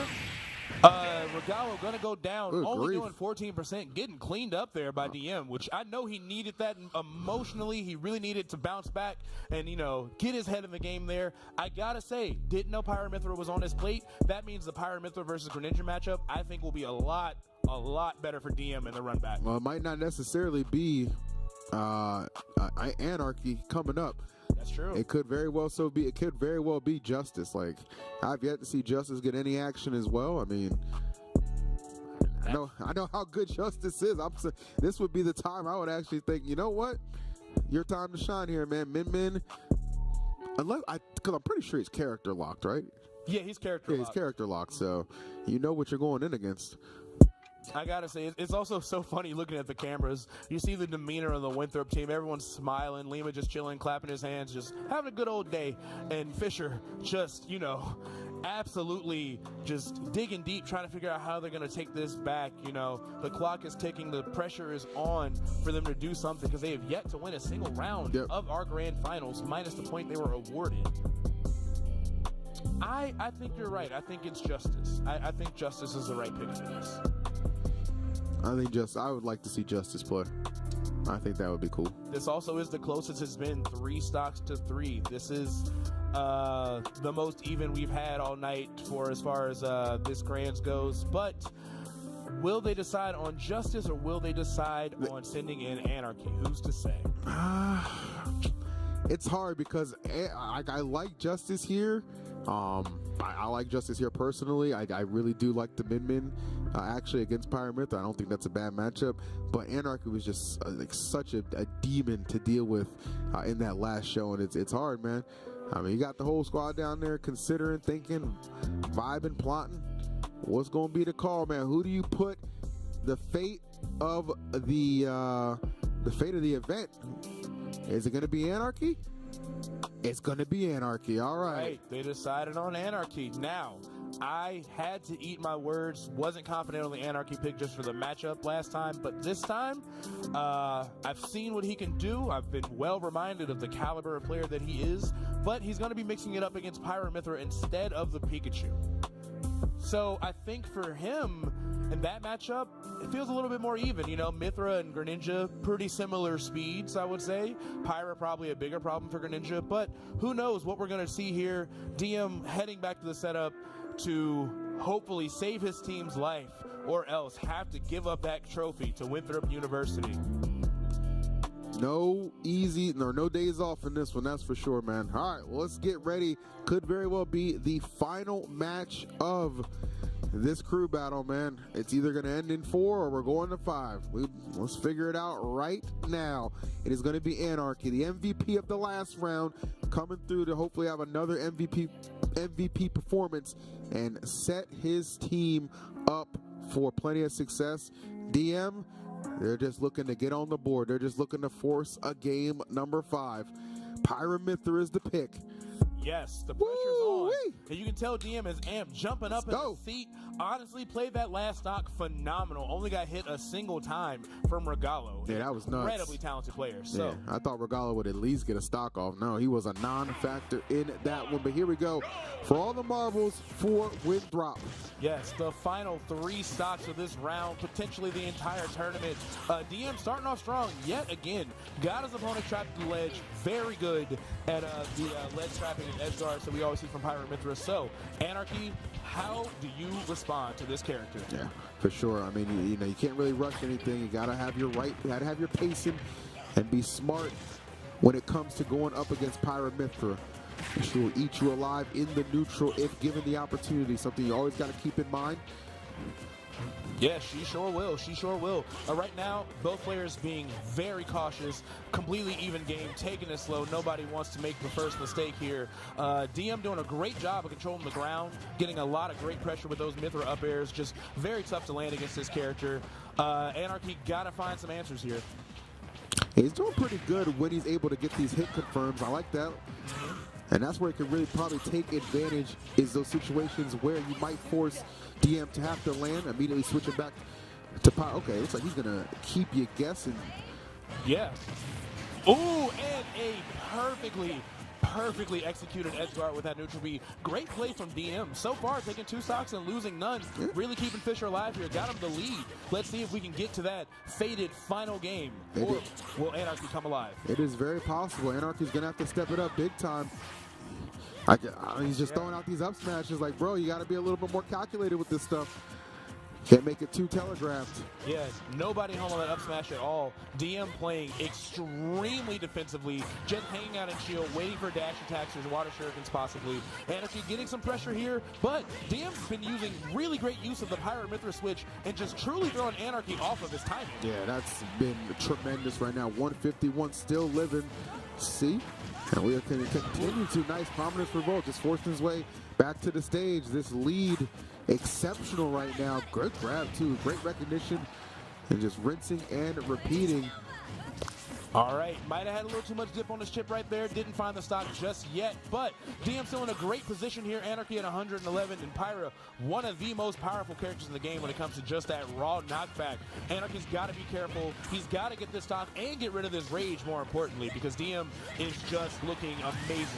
All right, took him a while to get there, but finally able to shave off that stock. Actually bringing out Mithra. Surprised the Pyra's not here just because. Oh, okay, I like that. Old jab lock. Let's see what we got. That's the play Anarchy needed, 60% right off the bat. I know you want to be Mithra for the ground speed, but you kind of just need to secure that stock because Anarchy just ran all over him there. He's trying to do a little too much with that counter, not falling for it though. Good stuff and recognition from DM. Not getting a little too overzealous on pulling the trigger. Oh my goodness! Out of nowhere, the up smash heard round the venue. That can very well so change the tides of this final stocks. Yes, just absolutely clutch awareness. Wow. He's been wanting that up smash for a while. He finally finds it, killing Mithra, landing it at only about 80%, but DM responding back, getting tons of great damage from Mithra, putting on a clinic with these neutral airs. It is very hard for Greninja to deal with it. DM has figured that out and is not taking that out of the game plan. He is focused on beating him in the air. Yeah, you can see though, but Greninja just able to get in there one time and can do so much damage. That is the benefit of this character. We're seeing it put on display, and he has taken the lead, and it is a good one at that side. We very well could be seeing the end of this. I haven't seen one water shuriken at all. Finally puts one out there. The Nairs finding their mark. Here comes. Ooh. Oh, this is close. Gotta dig deep. That might be it. It is. It does it.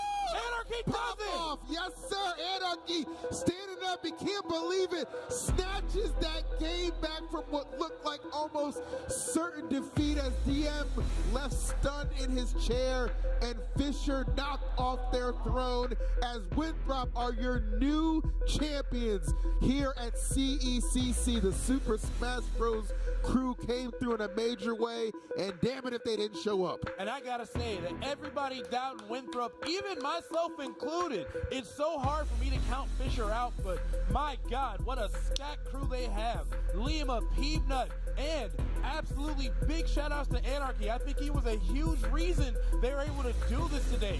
Made incredible comebacks in round 2, clutched up so hard against DM in that final stock scenario. You definitely don't want to give Fisher a final chance, but Winthrop, not only do they do it from loser side, they do it in a clean 3-0 sweep against the previous champions. That was nasty stuff. And you look at the way the first stock of that last match went, you're just like, oh my goodness, Game 5, it almost seems like DM is just going to will, like Fisher, they're going to will this to happen, but no.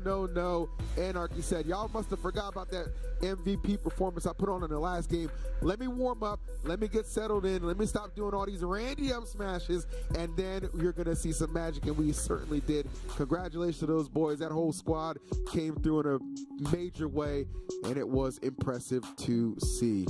And of course, don't want to count Fisher out. Obviously, they had a great team. Sonics leading the charge. We saw DM making some great plays in that final round. Just wasn't enough. Riku, very talented C player, but honestly, just got a little bit skill diff when it came to somebody like Lima. I think they played around it very well. I think the counter picks in the final round were really smart, but it just came down to those last couple interactions, and Anarchy really reminded us that he is a key player for Winthrop University. Yeah, I mean, 2 Fisher teams occupying, 2 of the 3 top slots here.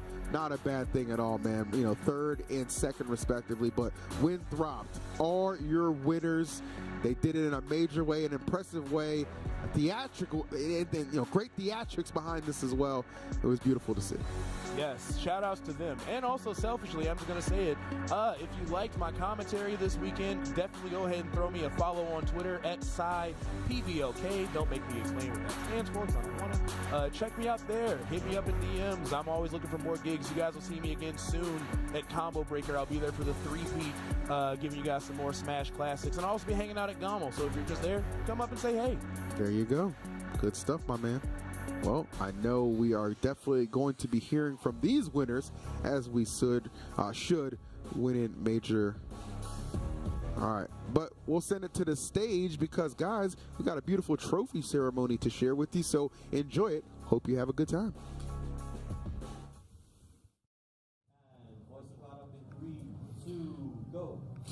Please welcome to the stage to present the Super Smash Bros. Ultimate Trophy, Smoothie King Vice President of Brand Marketing, Shannon Gwinner. Hey guys, Smoothie King is very proud to offer this 2024 Super Smash Bros. Championship to Winthrop University. Woohoo, guys! Come on, guys. Congrats! Who's gonna hold it?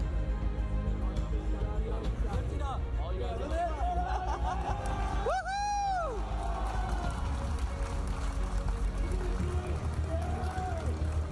Congratulations, guys.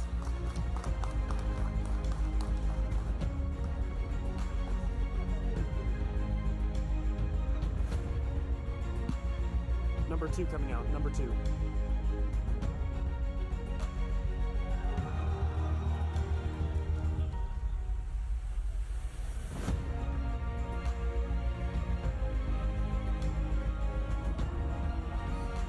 Here with Winthrop, who let's make some noise for a little bit more after a very, very well-deserved victory. Winthrop, who am I chatting with? You can answer my questions here?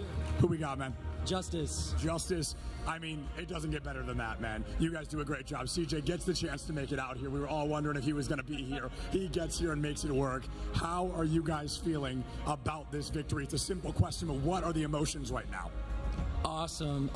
Something that I'm really grateful for is that these are my teammates, these are my brothers. I love every single person on this team. We've been living together for months. Might start crying. It's a well-deserved cry, brother. This was a lot of work. Yeah, the most work ever. This was such a blessing and such an honor to be here with my brothers and win this national championship. Let's go, baby! Let's go!